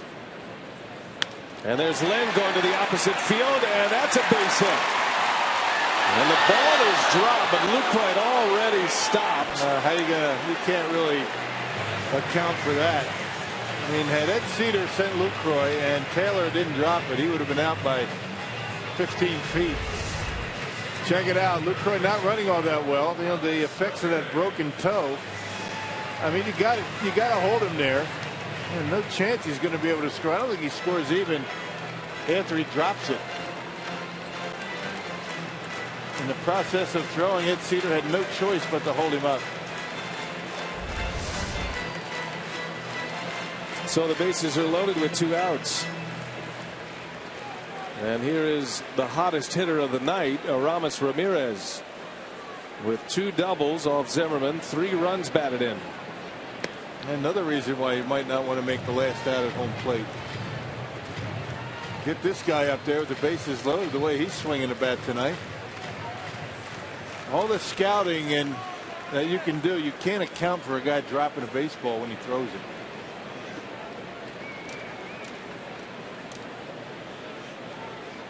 Taylor Hill in relief of Jordan Zimmerman. Bases are loaded with 2 away. And Ramirez takes a ball, 2-0. Ramirez in the first inning ripped one into the gap in left center. That drove in 2. That came with 2 outs in the first inning. Scoring Braun and Lind. And then in the third inning, another double into the gap, also with 2 outs. Driving in Braun in his 3rd RBI of the night. And now down the line fair. Lucroy scores. Parra's right behind him. And it's another double for Aramis Ramirez. Have a night. How about that? Yeah. 6-7-2 is our score now as Ramirez has driven in 5. Just inside that third baseline on a 2-0 count. Oh, why let it go, right? 2-0. Count in his favor, rips it right down the line, and good job by Tim Welke to get out of the way. If that ball go all the way down in the corner, it might have been 3 runs. Lynn might have been able to score, but Aramis with a huge night, and he cruises on into second base. 3 hits, 5 runs batted in for Ramirez. Now it's 2nd and 3rd with 2 away. Zimmerman allowing 6 earned runs in 3 1/3 tonight. His book is official. Now Hill has given up an earned run. The Brewers have 12 hits. We play in the 4th inning. A 4-run inning in the 4th. And they're still at it. Putting good swings on Zimmerman and continuing the good approach against Hill. Well, Darnell Cole's got to be over there with a smile on his face and waiting for a night like this. 3 balls, no strikes on Peterson. Checking that card. The Brewers batting around here in the 4th. First year hitting coach Darnell Coles. We talk about the hitting coach when things aren't going well. Why not talk about him when things are going good? That's John Shelby, who is the assistant hitting coach. Those two make a good team. Work well together. 2 positive guys. You got to have that if you're going to be on the hitting side of things. There's so much failure in this sport. You got to have a couple of guys that are always accentuating the positives and tightening up mechanics, but doing it in a way where it gives you confidence. 3-1 to Peterson. He fouls it back. Right there, Darnell Cole's talking to Jeanette about what Hill throws, his tendencies, what he likes to throw when he's ahead in the count, behind in the count, first pitch.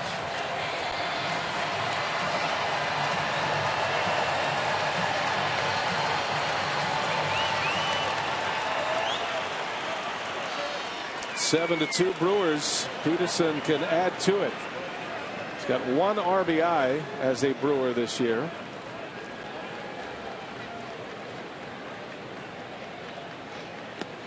And down he goes, a strikeout. However, the Brewers bring 9 men to the plate. They score 4 runs. And Aramis Ramirez is having his best night of the season. 3 hits. He's driven in 5. They chase Jordan Zimmerman. The Brew Crew 7-2 over the Nationals.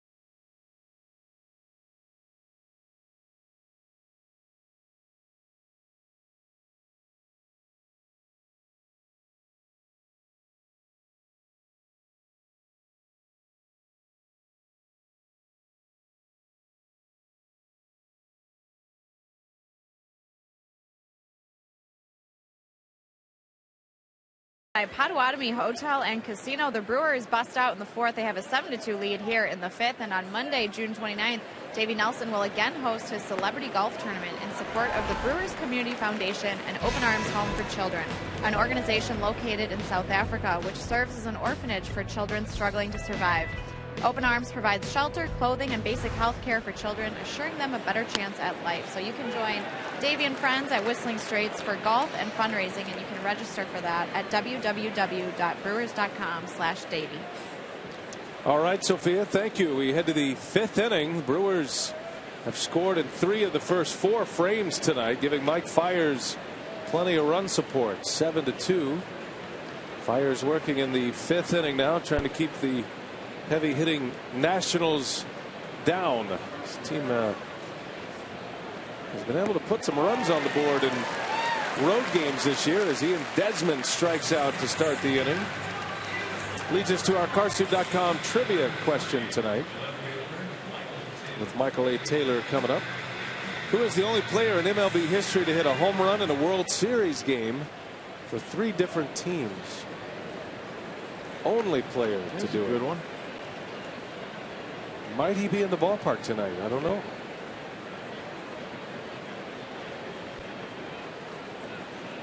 One gone. Fiers facing Taylor, who figures to get a steady diet of breaking balls.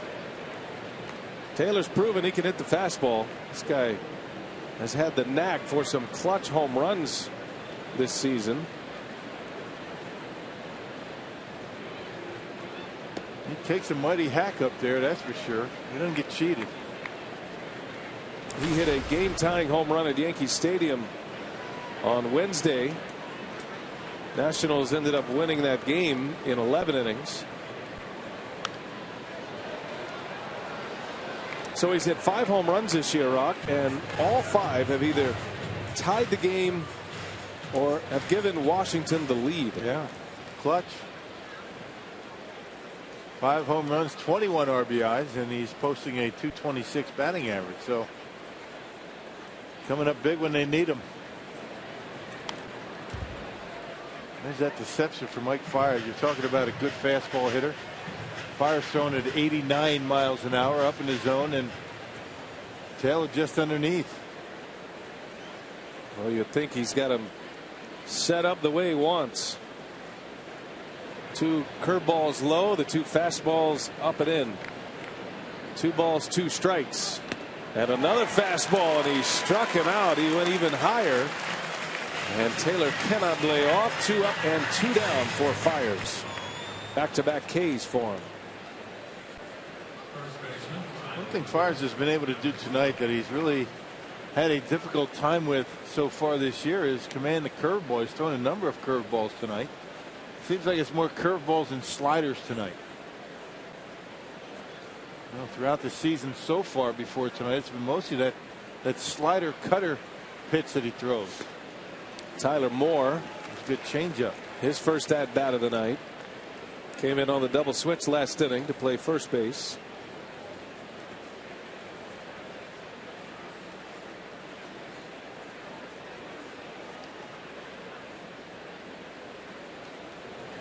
Fiers has been trying to get the feel for that curveball all year.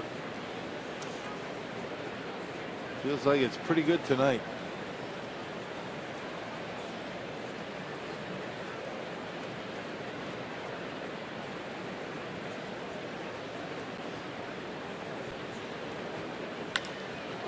In the air to center.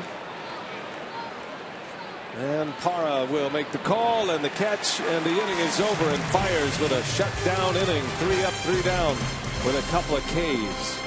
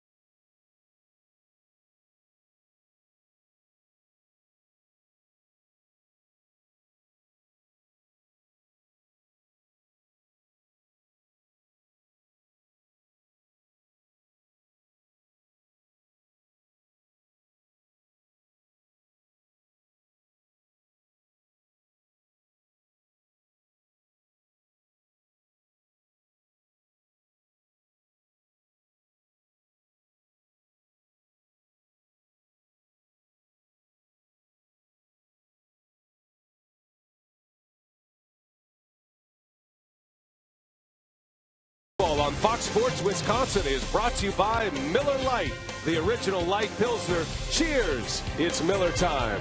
And by the Wisconsin Lottery, reminding you to please play responsibly. Well, the Brewers having some fun tonight. They have chased Jordan Zimmerman. Matt Williams getting into his bullpen in the 4th inning. Taylor Hill continues on here in the 5th. 7-2 Milwaukee. They have out-hit the Nationals 12-2.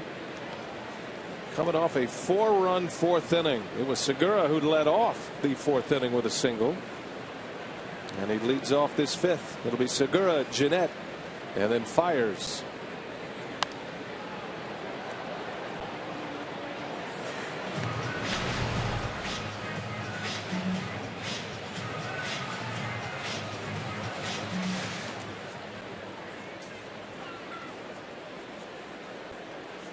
Segura with a single, a steal, and a run scored last inning.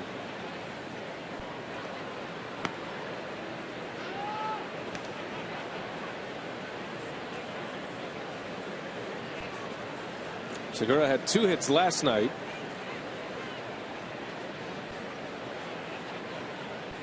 Two out of 4 in that 6-5 victory.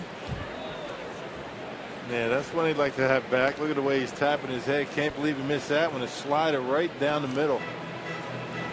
Not a hard thrower is Hill. He's got 5 different pitches. Splitter, slider, change, curveball, but he'll throw a lot of two-seam fastballs in the low 90s. Broken bat, backhanded by Taylor Hill, and there is out number 1. Now Scooter Gennett, on any other night he'd be the top performer at this point, but he's playing in the same game as Aramis Ramirez tonight. However, Gennett has had a good night at the plate, had a double in the second inning, had a single in the 4th, and made a fantastic defensive play that could be a game changer here today. Never know how that inning's going to turn out if Gennett doesn't make that diving play. Yeah. Again, I mean, the demotion for Scooter paid off. I mean, it was a good move. Scooter went down there with a good attitude, got his work in, and here he is, and he's productive again. Bouncing ball to Desmond. It really does say a lot about a kid that you know, he had good success last year. Was handed the job, looked like he was going to play every day. Matter of fact, the Brewers were thinking about using him as leadoff hitter. Got off to a slow start. They sent him down. That had to be a shock to Scooter, and handled it well, and here he is. Well, the 2 hits are big for him, for his confidence. He's thought of and expected to hit.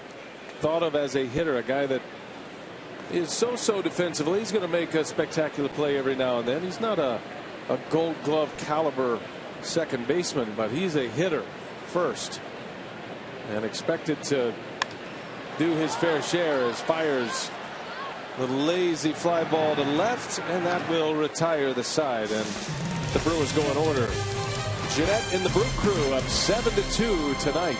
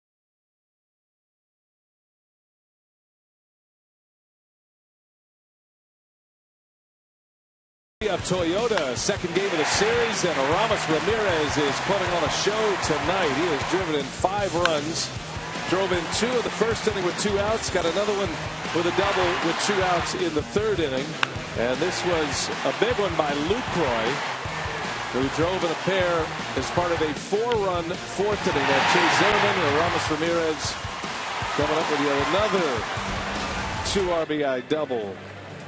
That also coming with 2 outs. How about 5 ribbies, 3 doubles, all with 2 outs in innings, and it's 7-2. Scooter Gennett's had a nice night as well, with 2 hits and a sparkling defensive play. And Mike Fiers carries on here in the 6th. He's working on a 2-hitter. He's given up 2 runs and 2 hits to Bryce Harper. And Bernard Span out to Braun. 1 pitch, 1 out. And that's what's kind of lost in all this. The fact that Mike Fiers is putting together a pretty good start. He's been pretty consistent this year. I mean, we've talked about the fact that he hasn't been able to pitch real deep in ball games, but you know, he's gone 6 consecutive starts And he hasn't allowed more than 2 runs in each of those 6. He hasn't given up more than 6 runs or 2 runs in a start since May 7th.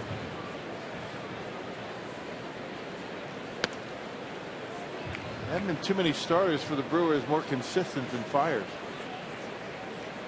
Runs he has allowed tonight, the home run by Bryce Harper and then an RBI single by Harper. Rendon fouls it away. But just when you want to start feeling comfortable with a 7-2 lead, I present the Boston Red Sox tonight, who at one point led 5-0 and 8-1. They led 8-1 after 3 innings. And then the Blue Jays started on the march. Not only did they tie the game at 8 in the 7th inning, scoring 5 runs, but then they kept going in that 7th inning, and when it was all said and done, they scored 9 runs in an inning, and they now lead at 13-8. Yikes. 12 unanswered runs in that game. And I saw where Mookie Betts left the game, their terrific young outfielder, crashed into a wall. Ran right into the fence at Fenway. That looked bad. Had some problems in Boston. They are 7 games under 500. Well, the Brewers were down 5-1 yesterday early in the ball game. You don't have to go to Boston and think about yesterday. That was a 4-run lead. Oh, I thought I'd take you on a trip to Fenway. You know, we just meander through the big leagues. Just what everybody was feeling pretty good about tonight. Just go crashing in. Just throw cold water all over it. Debbie Downer. Wop wah. And there's a line drive in the left center. Rendon. One hops it off the fence and up and out. Ground rule double for Anthony Rendon. Yeah, but this day and age, you're right. I mean, no lead is really safe.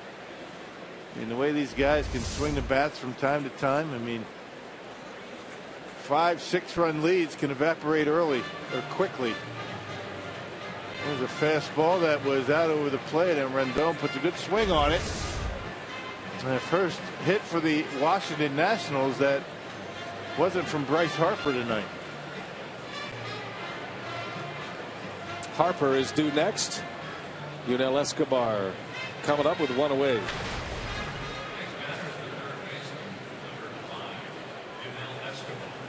Escobar is 0 for 2, lined out to center field in the first inning.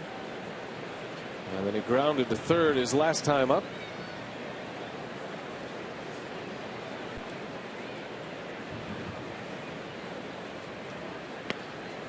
He's about as close to Julio Franco as there is in the big leagues.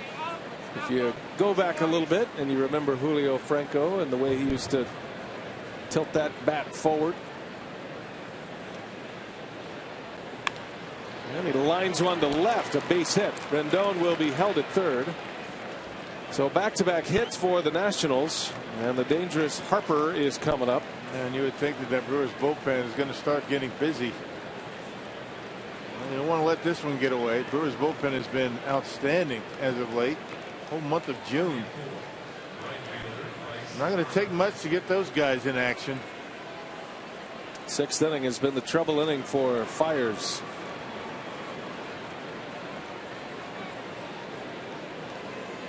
Nobody throwing just yet, but some stirring. And this will be a key at bat for Fiers. Harper with 2 hits, 2 RBIs already, including a home run.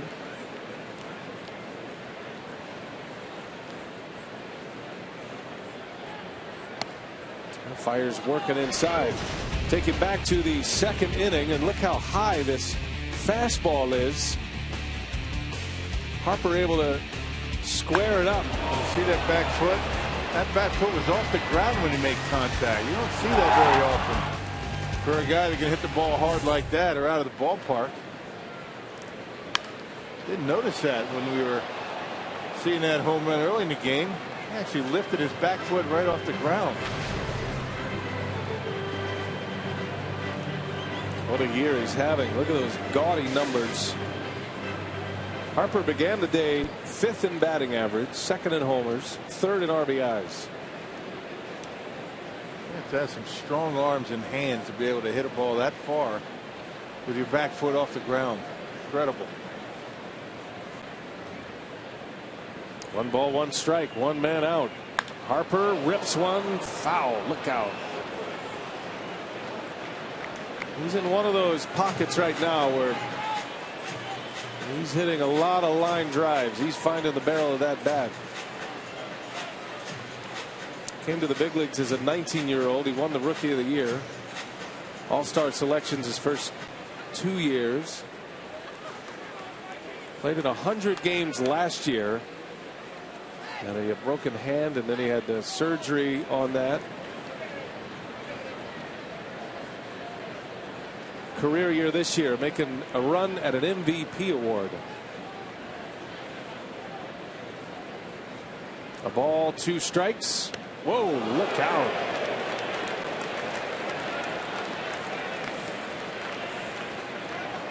You got to pitch him inside. Once in a while, that's going to happen. Up and in, loosens him up in that batter's box a little bit. Look at the way how close he is to home plate. Able to get out of the way.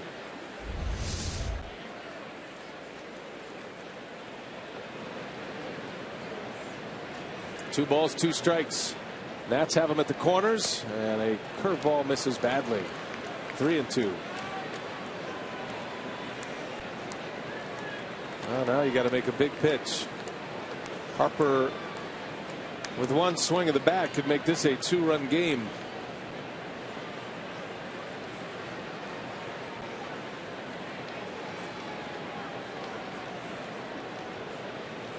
Full count, 1 out. The Brewers set up to turn 2 if they can get one on the ground. And a swing and a miss. He struck him out. Oh, what a nice pitch right there. That's that curveball we've been talking about tonight. He's got a lot of confidence in that pitch.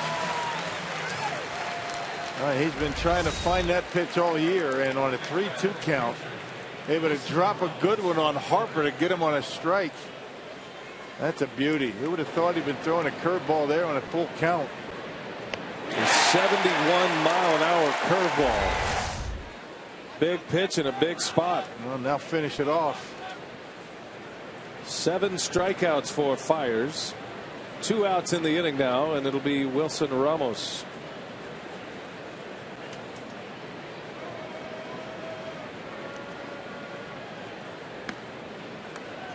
Tried another curveball. Ramos was robbed of a hit. That was the Scooter Gennett play. That ball looked like it was headed into center field. Would have been 2 on with 1 out. Probably first and third with 1 out in that 4th inning.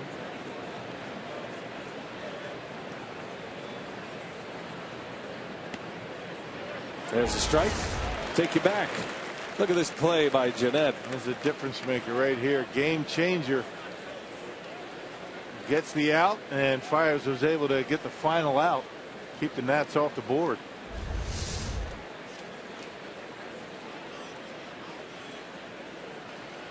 One ball, 1 strike on Ramos. Popped him up. Headed for the seats. Gennett will give it a look, and it's into the seats. A foul ball, 1-2 the count.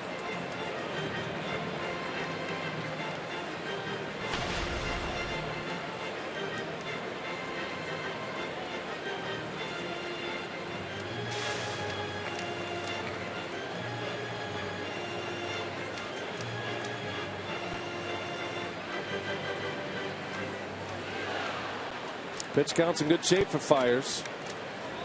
He's been economical tonight. Trying to finish off the Nats in the 6th. Here's a 1-2. Skips it in. Lucroy able to keep it in front. 2 balls, 2 strikes.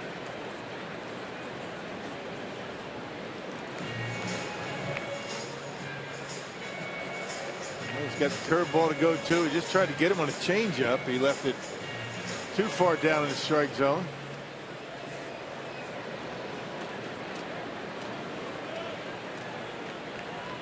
High fastballs and curveballs leading to the 7 strikeouts. 2-2. Fastball missed. Count goes full. pitcher spot is due up next. Danny Espinosa is on deck. Pirates trying to get through the 6th inning. It's been a labor here in the National 6 with the top of the order. 1st and 3rd. 3-2 pitch is low for ball 4, and now the bases are loaded. They just couldn't get him to bite on that changeup. They tried it twice.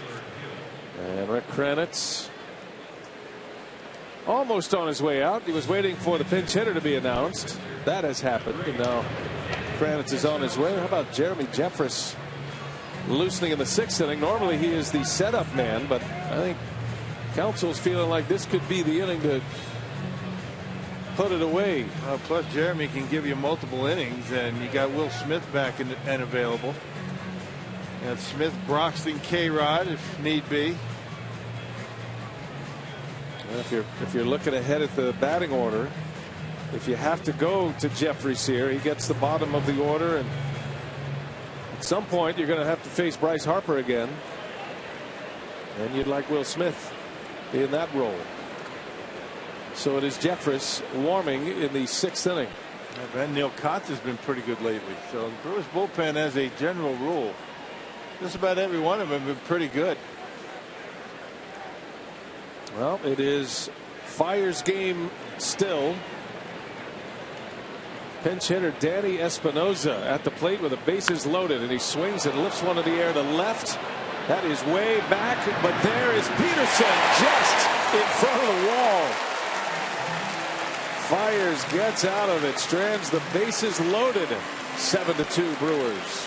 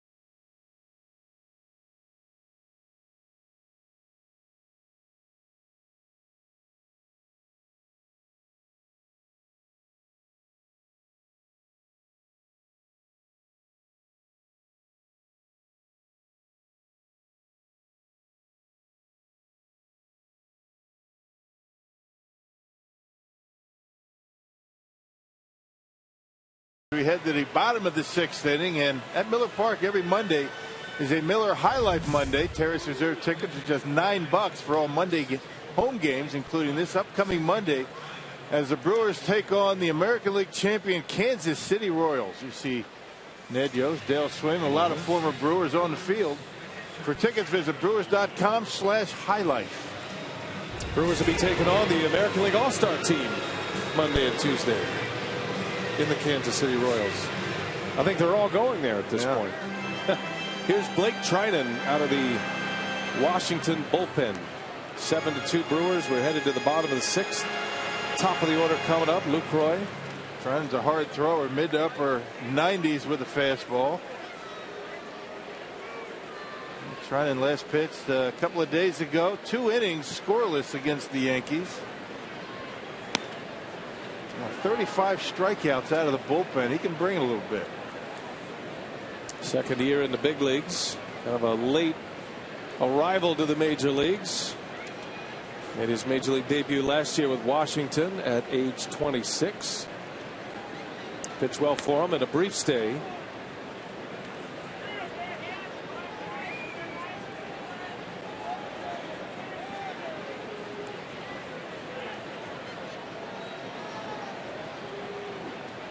1-1 on Lucroy. On the ground to Rendon. And 1 away. All right, back to our Carsoo.com trivia. Who was the only player in MLB history to hit a homer in a World Series game for 3 different clubs? That would be Matt Williams. Kind of figured that. Giants in '89, the Indians, team that Davey Nelson was a coach for. That was a team that played against Craig Counsell's Marlins, and then Matt Williams and Craig Counsell teammates with that Arizona ball club. Not many guys had more power than Matt Williams in his heyday. What year was it when he was hitting a ton of home runs? He broke his foot. Parra sends one into right center field. Well hit, and it is down for a base hit and up and out. A ground rule double. 3 hits tonight for Gerardo Parra. On base for the 4th time tonight. Yeah, Parra able to buggy whip that one. That pitch was inside. Again, trying to get it up there pretty good. Mid-90s fastball with some movement on it, and Parra able to turn it around into the gap. Parra with 5 hits in this series after a 2-for-4 night last night, including that game-tying home run. He is in a groove at the plate. At the plate, presented by Wendy's. Ryan Braun tonight. He scored twice. He had a single in the 3rd. And he's got a chance to deliver a run. Braun starting the day 5th in the league in RBIs with 41. Talking about Matt Williams, you know, his bat was certainly significant, and he had some huge years. Had 4 100-plus RBI seasons, but he was also a multiple Gold Glove Award winner at third base. He won 4 Gold Gloves. As Braun into center field, a base hit. Parra starts it up. He'll be held at third. And the Brewers keep on hitting. 2 more hits in this inning for Milwaukee. Anyway, he's able to just stay back and serve that slider that was up in the zone out in the center field. Covers that outside corner so well. And lines it into center. Roney urging his dugout on. Let's keep going. Let's keep hitting. Let's have some fun tonight. They're due. 14 hits tonight. We're only in the 6th. And Braun has 2 of them. Adam Lind has 2 hits. The Brewers looking for the haymaker right here. Among the regulars, only Shane Peterson without a hit at this point.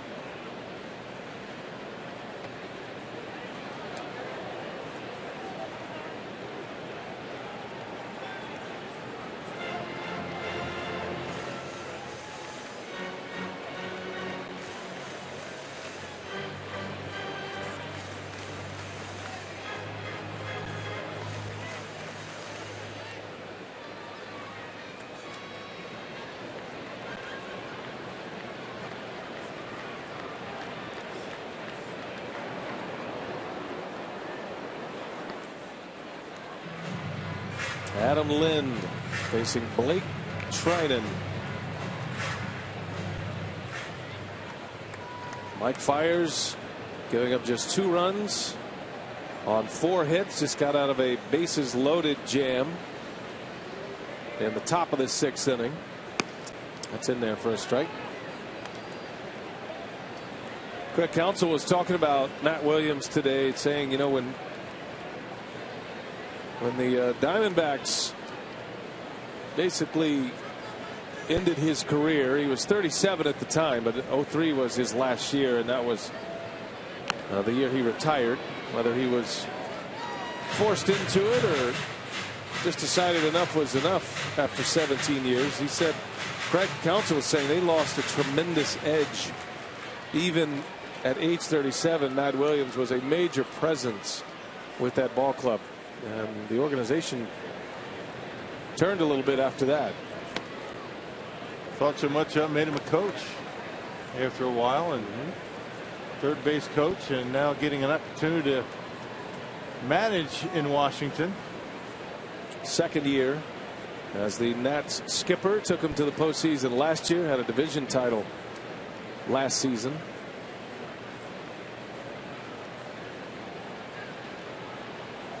Two balls, two strikes.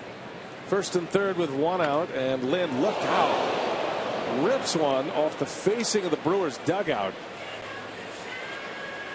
Good thing there's some netting across that spot. Might have taken out a couple of starters. Rick Bennett saying, "Get down, boys. Get back in the dugout. I don't need anybody else to get hurt." Jimmy Nelson checking his pulse.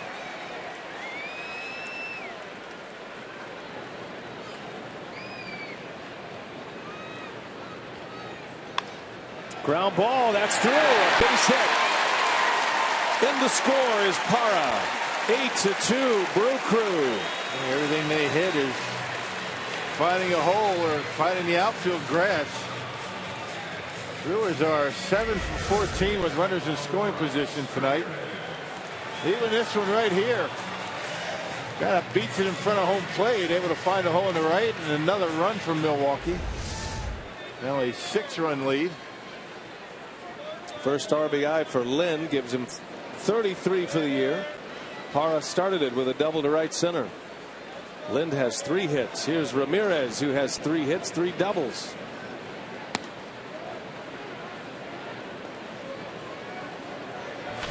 A 5 RBI night for Ramirez. 5 RBIs in 3 plate appearances. He had 19 RBIs in 182 plate appearances prior to tonight. A stat stuffer this evening.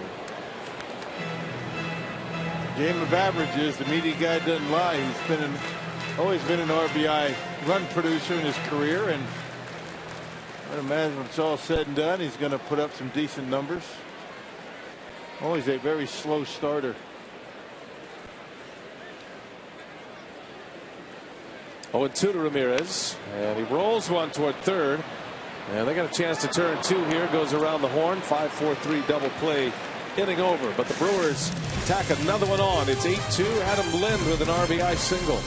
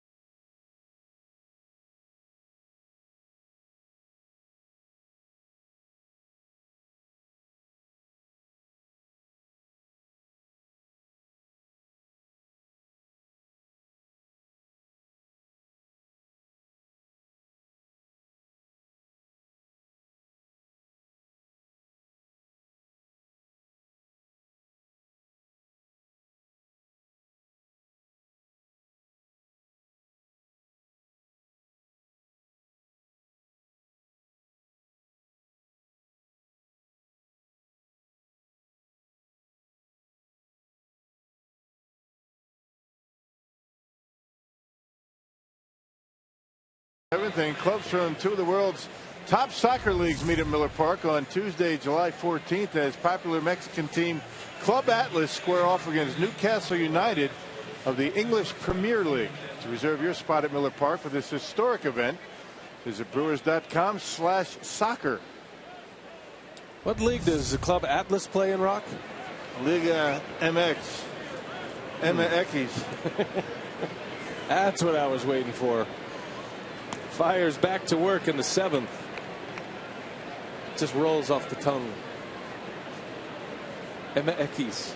Yankees, yep. You told me on the road show I didn't have to say it that way. You know, I always listen to what you say. Yeah, right. No, I actually preferred you that you say it that way. Liga MX. The first try was MXs. No, it was MX.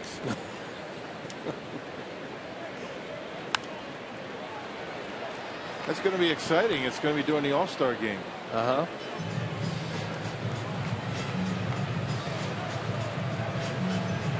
You going to come out?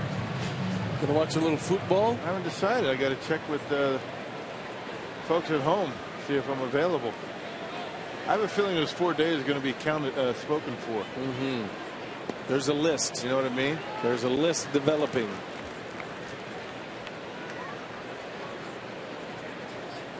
This is game number 62 tonight, partner. 100 to go after tonight. Wave and a miss. Desmond chasing that breaking ball from Fires. He has struck out 3 times tonight. And he is having a miserable time with that breaking pitch. This one perfectly located with 2 strikes. Look at Lucroy able to keep it close, and Desmond 0 for 3. Strikeout number 8 for Mike Fires. He's had some big strikeout games throughout his brief career in the big leagues. Had a 12 strikeout game earlier this year against the Cubs. And he's got Taylor chasing again. He struck him out on that same pitch in the 5th. And he must have thrown 4 fastballs up there, and Taylor swung at all of them. Just can't lay off of him. You can see him well. It's hard to get the bat to it.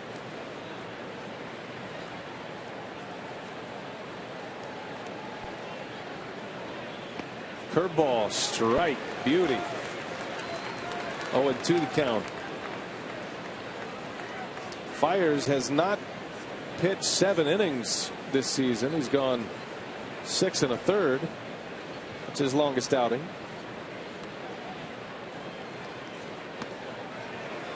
That was close. He buckled his knees. Now the high fastball. Taylor looks back at the home plate umpire Mike Everett and says, "Thanks, man. I got your back. Look out."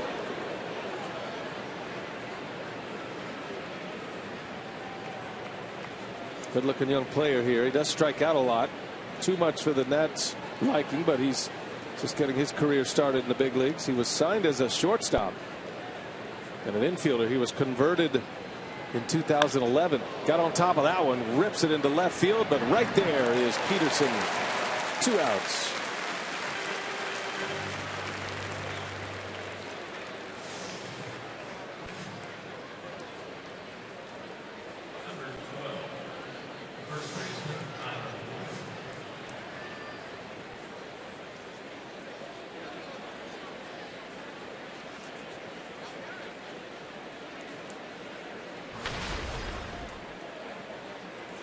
Tyler Moore, second plate appearance.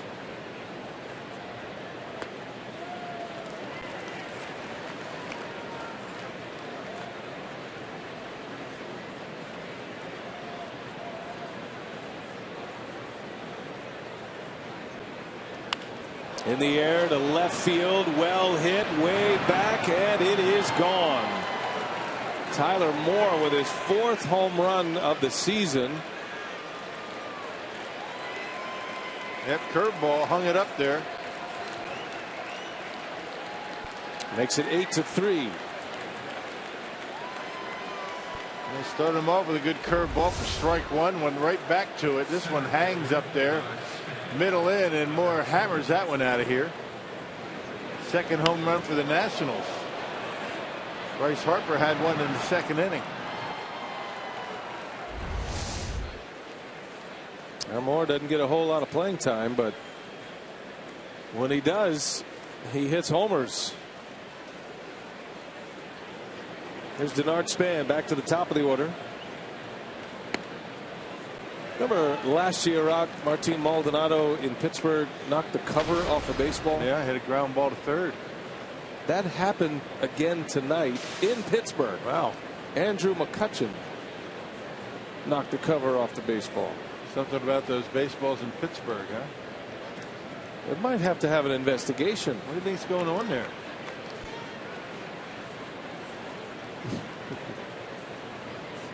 There's Maldi hanging out in the bullpen.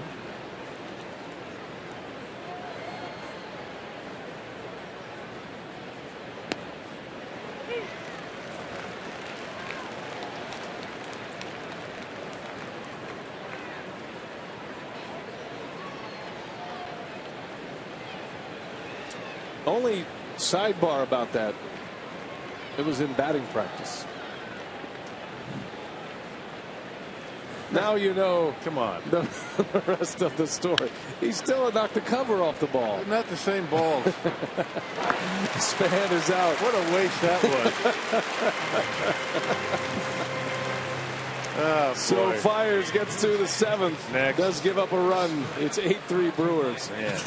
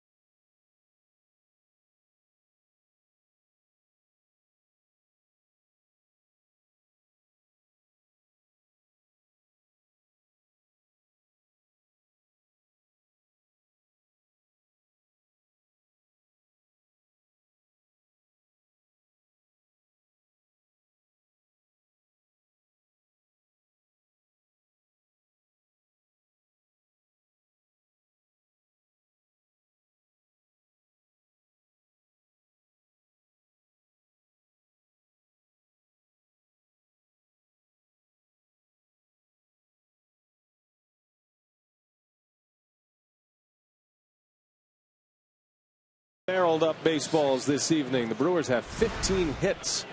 As we head to the bottom of the 7th, our Miller Lite What's on Tap. Joe Ross, younger brother of Tyson Ross, who just made his major league debut last week. He'll match up against Jimmy Nelson. Remember, airtime tomorrow is 2:30. First pitch just after 3. And then the OAR concert immediately following. Wait, how good was Jimmy Nelson his last time out in Pittsburgh? He was outstanding start. Strong in 7 innings at dealing with weather. Matt Thornton is the new pitcher for the Nationals. Nelson back at it tomorrow. Shane Peterson, the only regular without a hit tonight. It's the biggest hit total for the Brewers this season in a 9-inning game as Peterson slaps one through the alley. And now everybody's got a hit. Peterson with a double. A leadoff double for Shane Peterson here in the 7th inning. I just needed a left-handed pitcher out there to get a hit. That's a nice approach. I mean, the approach for the Brewers tonight has been very nice. Taking that one to the opposite field and finding a gap all the way to the wall. Another good start to an inning with a Brewers base hit. Well, the 16 hits now ties the season high. They had a 16-hit game in that 17-inning game against Arizona back on May 31st. Gene Segura, and that one's into right. Bryce Harper coming in. Did he get it? He did. A catch in right field. It was close. I think Ed Cedar, the Brewers' third base coach, is trying to tell the dugout that that is a hit. We shall see. I don't know. Pretty close. It was definitely a bounce, but it may have bounced. Yeah, I think in the his glove. glove was underneath. Pretty close. This would be a good look at it. And it's like the ball's in the glove. yeah.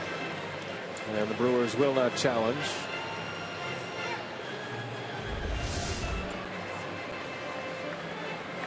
Trying to buy a hit for Segura with a challenge, but Harper makes a nice catch. First out of the inning. Here's Scooter Gennett, who has 2 hits tonight.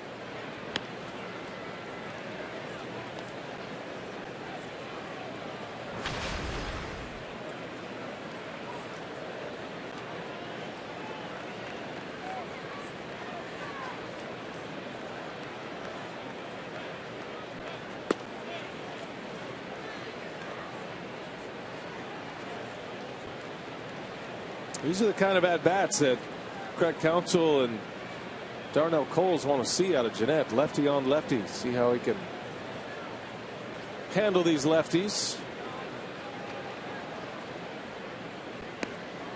And he peels out and falls down with that swing and a miss. Yeah, had a hanger. Has a hanging breaking ball and a little over anxious, over swinging, falling down and misses it. And that was one that was not where Thornton wanted it, but Scooter not able to make contact.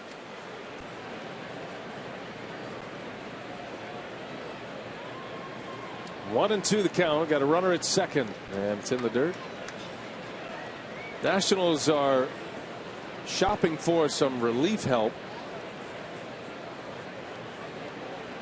Late inning, high leverage relief help, and there are always a number of those players available.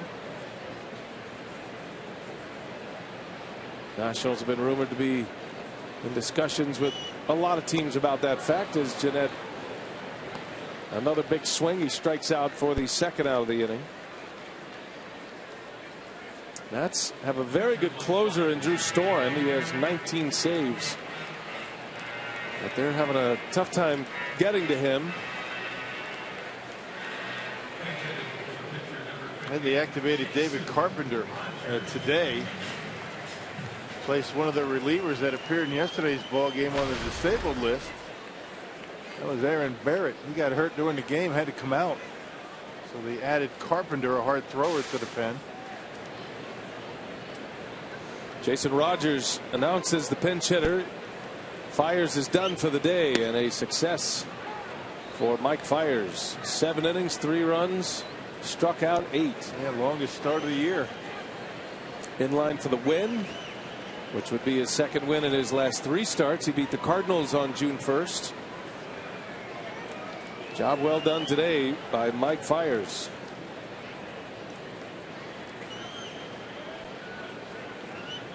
Well, he found a curveball today. Maybe he can use that going forward to incorporate. And looking to get a feel for that pitch all season. Had a good one tonight. Speaking of good curveballs, tomorrow's starter. He literally found a curveball in the offseason. He did. Didn't have one. Started tinkering around with a grip and found it this offseason. Jimmy Nelson.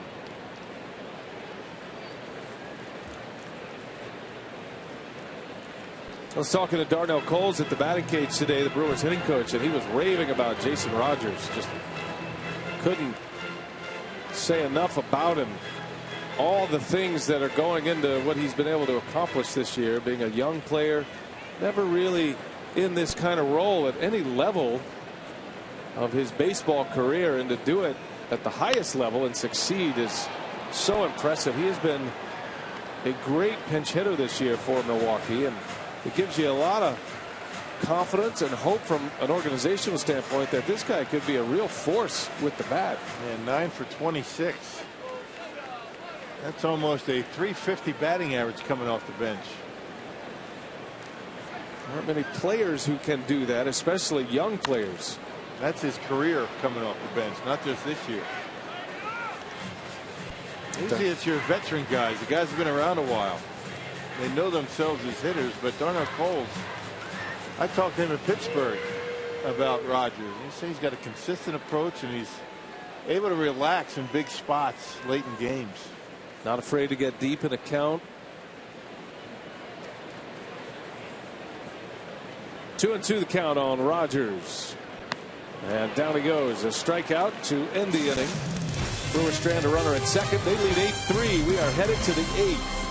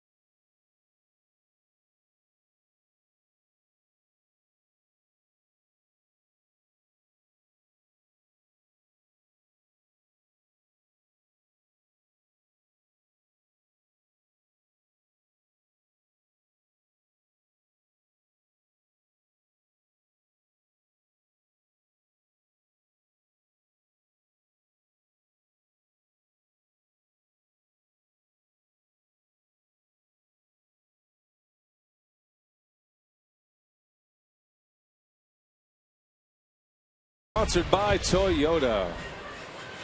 Nearly 32,000 at Miller Park tonight. 8-3 Milwaukee. Having some fun at the ballpark tonight. Brewers fans are.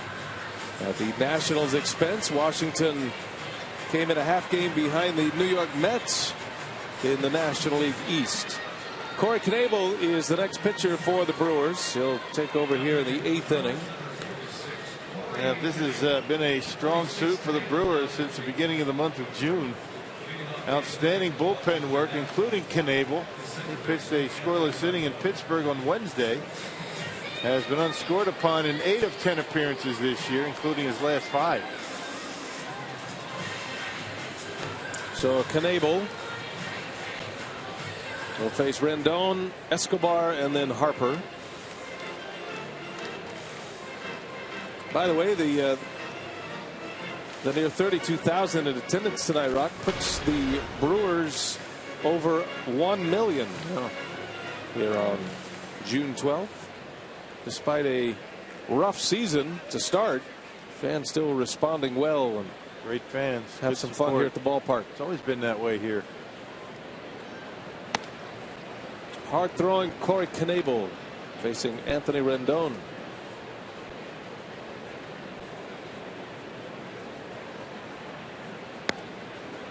Very exciting times in our hometown, Rock. I know you were wondering about that. With Knebel and Youngman being from the same high school I went to, Georgetown. Well, that baseball team in Georgetown, as Rendon flies out, they are playing for the state championship tonight. Yeah. They won the semifinal game last night. And they played their game at the Dell Diamond, where the Round Rock Express played, the AAA affiliate of the Rangers. For a high school baseball game, they drew nearly 8,000 fans. Wow. Great turnout. So that's unbelievable. We're all happy for them. We're going to send a shout out to, I'm sure they're all watching tonight. Picking us up on Fox Sports Wisconsin. When you said our hometown, I thought you were talking about you and I. Milwaukee. I wasn't quite sure where you were going with that. I get that. I get it. Georgetown. The town we grew up in. You and Knebel, yeah, and Youngman. Right. Right. Our. We meaning, you know, the three of us. Not, you're not involved in that. You're excluded. Well, you said it like I was involved in it. I mean, so I kind of was confused, which is not easy or not hard to do. I knew you were wondering. I could see it in your eyes. And before you asked, I thought I'd go ahead and just finish. Yeah, just go ahead and answer the question that just you go ahead and finish. Didn't ask. Eagle fight never dies, Rock.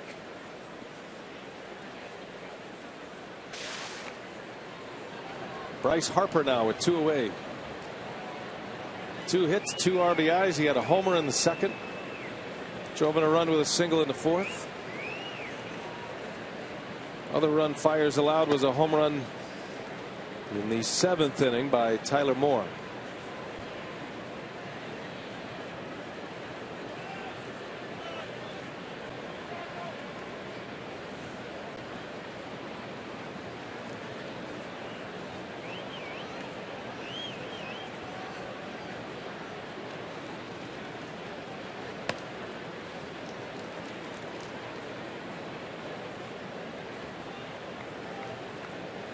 What's the score in that game, by the way? Oh, the state championship game? Yeah. Well, I'm glad you asked. I don't know. No, you don't know. I'm busy doing my own. You're just all I've got excited my about- own game to worry about here. You saw the 8,000 fans, and that was enough. I was just amazed at that Yeah. for a high school baseball game. I mean, they outdrew the Pirates. Not tonight, but that rain delay we had. I'll be sure to get you an update though here shortly. Harper draws the walk, Which isn't really a bad move, although, you know, with a 5-run lead, you don't be walking guys, but you got to be careful with that guy, Harper.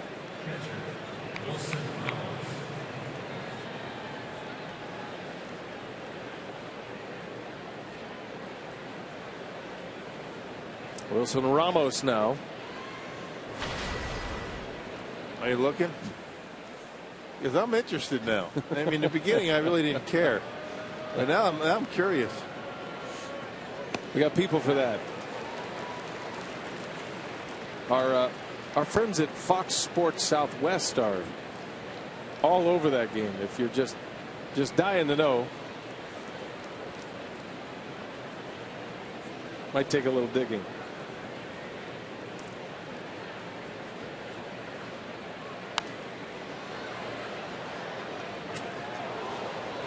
Unlike Knable and Taylor Youngman, though, who were teetering on a rent-a-player for Georgetown. There's a little backstory to those guys going to Georgetown. They just went for their 1 year, and then both went to the University of Texas, Youngman and Knable.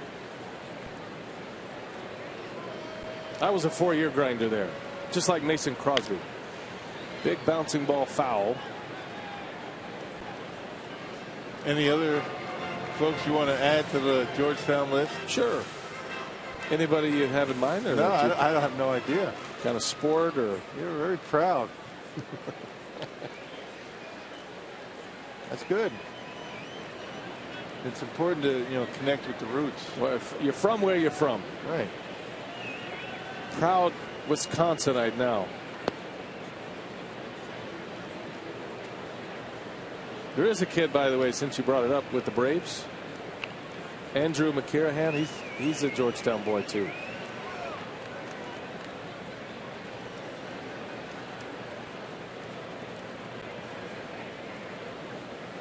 Here's a 1-2 pitch and a roller foul. We have an update from Round Rock, Texas. Didn't go well, did it? Nah, not good. It was they got 1 hit tonight in the state championship game. It's all right. They were there. It's disappointing. It's okay. Pretend like I never brought it up.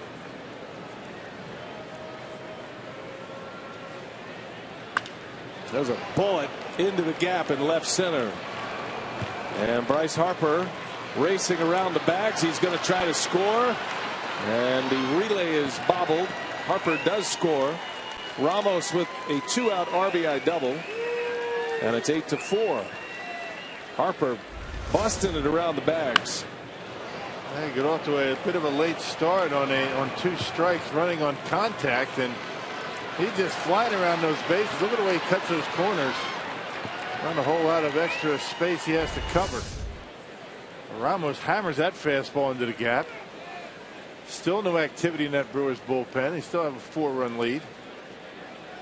turning around a big Knebel fastball is Ramos.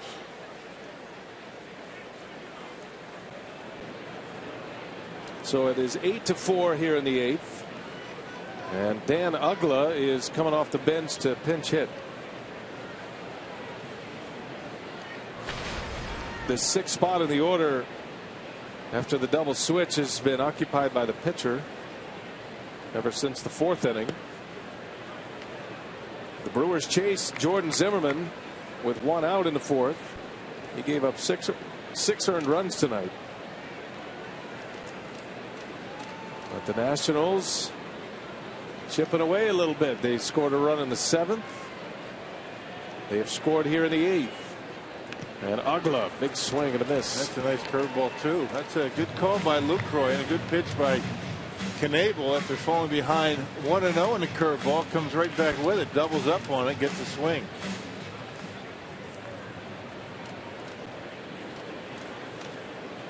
Uggla, as a pinch hitter this year, is 3 for 8. First year with the Nationals.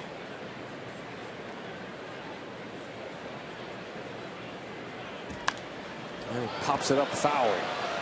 1-2 now. A season to forget last year for Uggla. Started with the Braves.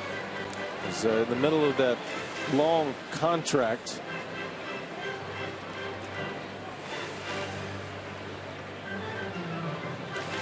He was eventually released and sent to San Francisco. Signed with the Giants after the Braves released him. And then the Giants released him about 3 weeks after he originally signed with them. And that was his season.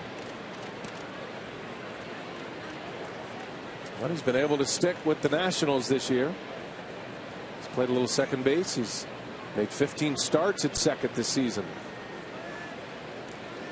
2-2 to Uggla. Swing and a miss. Took the bat right out of his hands.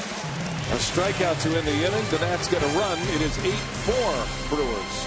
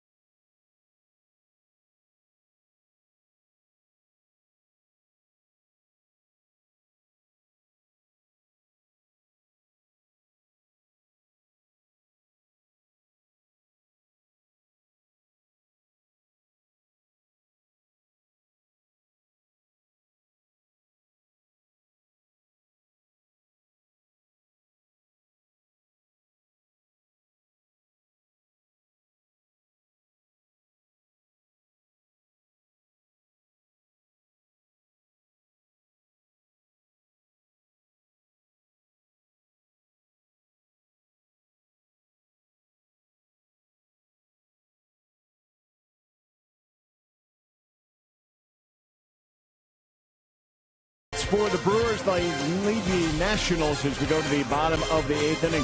These are the kind of numbers that a pitcher wants in support. Mike Fiers hasn't seen a lot of that, but boy, he pitched well tonight. 7 strong innings. You know, the one thing he talked about before the game and prior to this game is he wanted to be more efficient. That's what he wants tonight. Going 7 innings, the longest he's gone all year. And Mike Fiers in line, of course, to get a win here tonight. Brewers with a 4-run cushion at this point. 3 walks, 8 strikeouts for Fiers in this game. Just 5 hits allowed. So he poured it in against a very good hitting Nationals team. And the Brewers will try to hang on here. We've got Brewers Live postgame coming up after the ballgame. Hope to hear from Fiers, Craig Counsell, and plenty more, Brian. All right, Craig and Augie, thanks. Good stuff. And the Brewers hoping to make that happen quickly. We play in the bottom of the 8th. David Carpenter is making his Nationals debut. Lucroy leads off. Worked out a trade for Carpenter with the Yankees. He's a former Atlanta Brave. He's a hard thrower. Got a big fastball. That 5-year career has a strikeout per inning or per 9 innings at about a little over 9. So he does have enough to get the swing and miss. Yankees had designated him for assignment, and the Nationals were able to work a trade before he became available to another team. David Carpenter.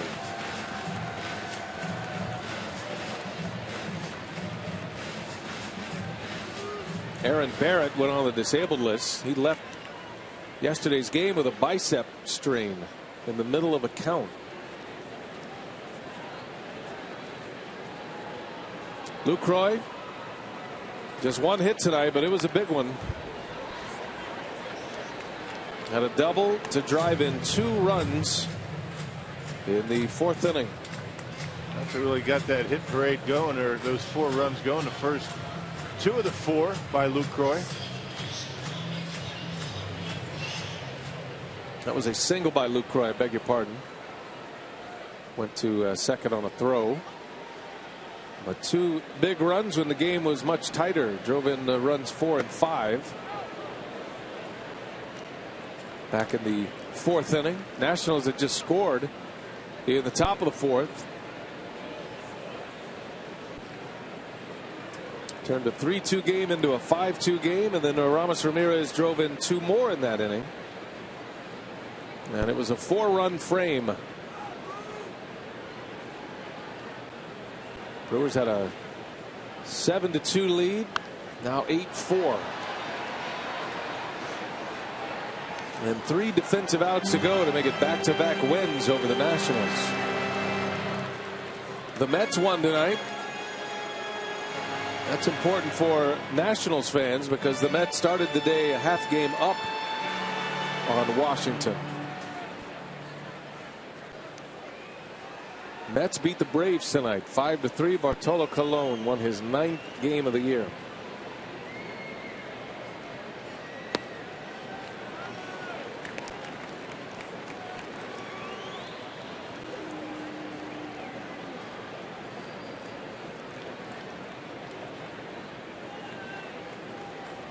And if you're wondering why a team in first place like the Yankees would give up on a guy who throws 97, 98 miles an hour.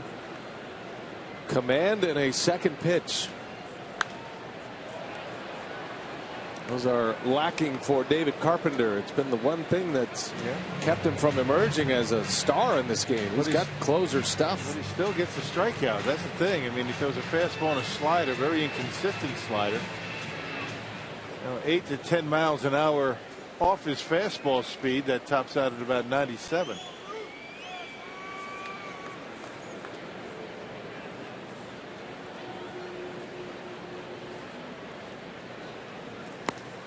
Right by him, 96, and a high fastball. Lucroy is a strikeout victim. 1 out here in the 8th. Just kept throwing it. And that went up in the strike zone. Lucroy swings through it.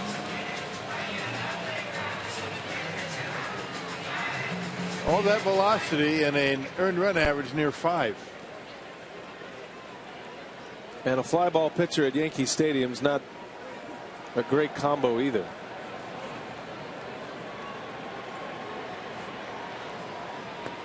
Parra takes a strike.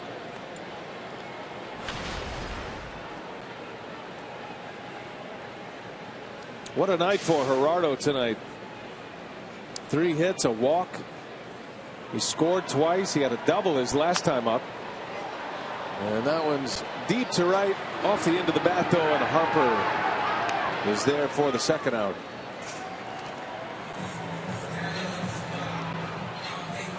Two gone for Ryan Braun. He's got 2 hits tonight. He scored a couple of runs. He is still sitting at the top of the club lead for homers on the Powerball home run leaderboard. Braun in the top 10 in the league in home runs. Giancarlo Stanton is the league leader with 22, and then Bryce Harper, who hit one tonight, with 21.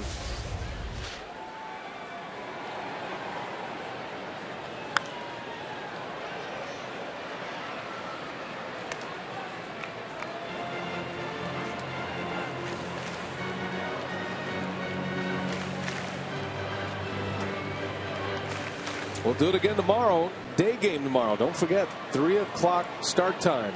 Officially 3:10 first pitch. We are on the air at 2:30.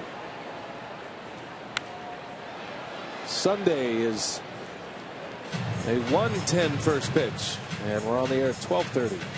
Jimmy Nelson, Joe Ross tomorrow, rookie pitcher. Taylor Youngman, his second major league start against Max Scherzer, who is dealing right now. Scherzer with a 2.13 earned run average. And Taylor Youngman with a very impressive major league debut against the Pirates. And for his efforts, he'll get Scherzer, who is 5th in the National League in ERA. I know the fans are excited to see Youngman pitch after that performance Tuesday in Pittsburgh. In total control against the surging Pirates. Well, he beat Francisco Liriano. No slouch.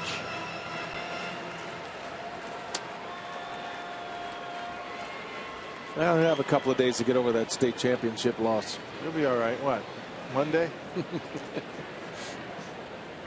Braun hit sharply, but Desmond is there. And that will retire the side. 3 up, 3 down inning in his Nationals debut for Carpenter. Here comes big Jonathan Broxton.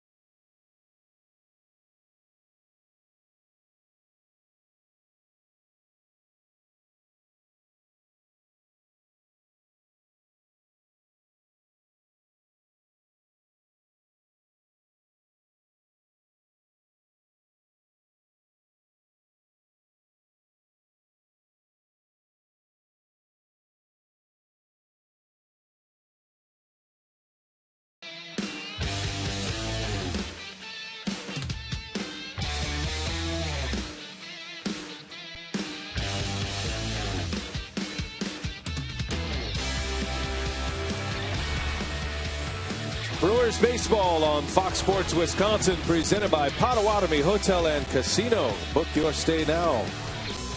With producer Brad Weimer, director Mark Vittorio, and our terrific Fox Sports Wisconsin crew.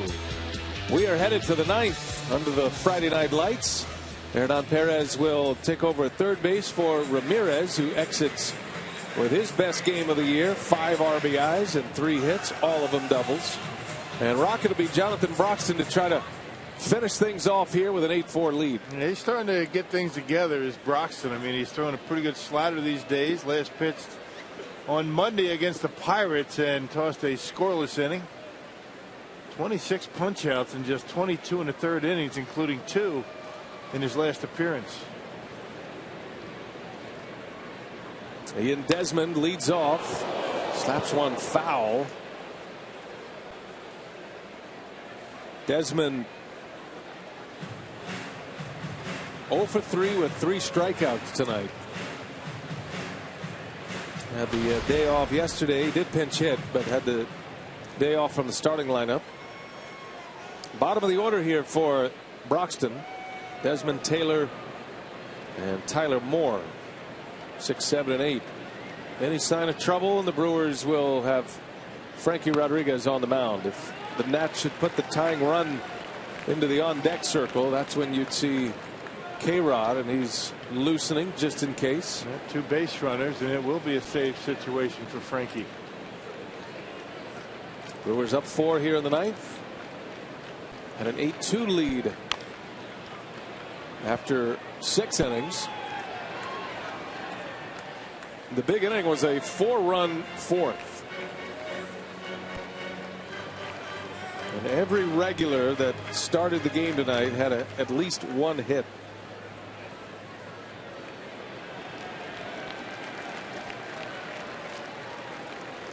Parra and Ramirez with 3 apiece. Broxton deals an 0-2. Slider misses.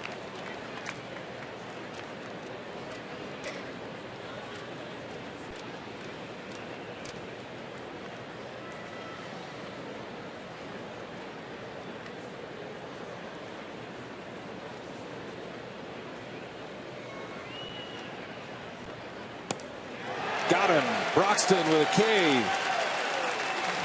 95-mile-an-hour fastball dispatches Ian Desmond, and a 4-strikeout game for the national shortstop. They have another pitch out of the strike zone. He couldn't lay off that curveball from Fires, and that time chases a high heater.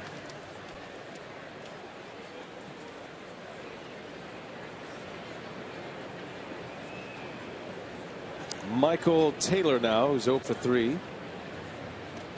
Has struck out, and he waves and misses at a high fastball.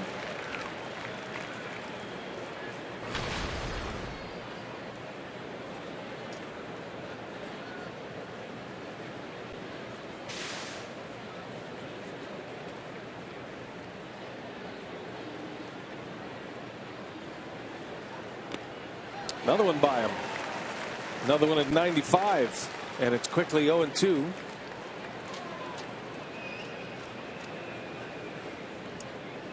Jordan Zimmerman started this game. Did not get through the 4th. He went 3 1/3, allowed 6 earned runs. Fires went 7, 3 earned runs allowed. He's in line for the win. Jordan Zimmerman in danger of losing to the Brewers, his hometown team, for the first time in his career with 2 more outs. And those 6 earned runs are going to balloon that earned run average against the Brewers. Brewers got to him early and often today. Put a good approach on. They're at bats all night. There's a called strike 3. Taylor is rung up. And Mike ever thought for a second about ringing him up, and he did. Right at the bottom of the strike zone. Bingo. Right down the middle. Lucroy sticks the landing of that 96-mile-an-hour fastball. Back-to-back strikeouts for Broxton. He's got his velocity back. After a rough start to the season, Broxton starting to round into form here. Brewers are putting together a pretty formidable bullpen right now.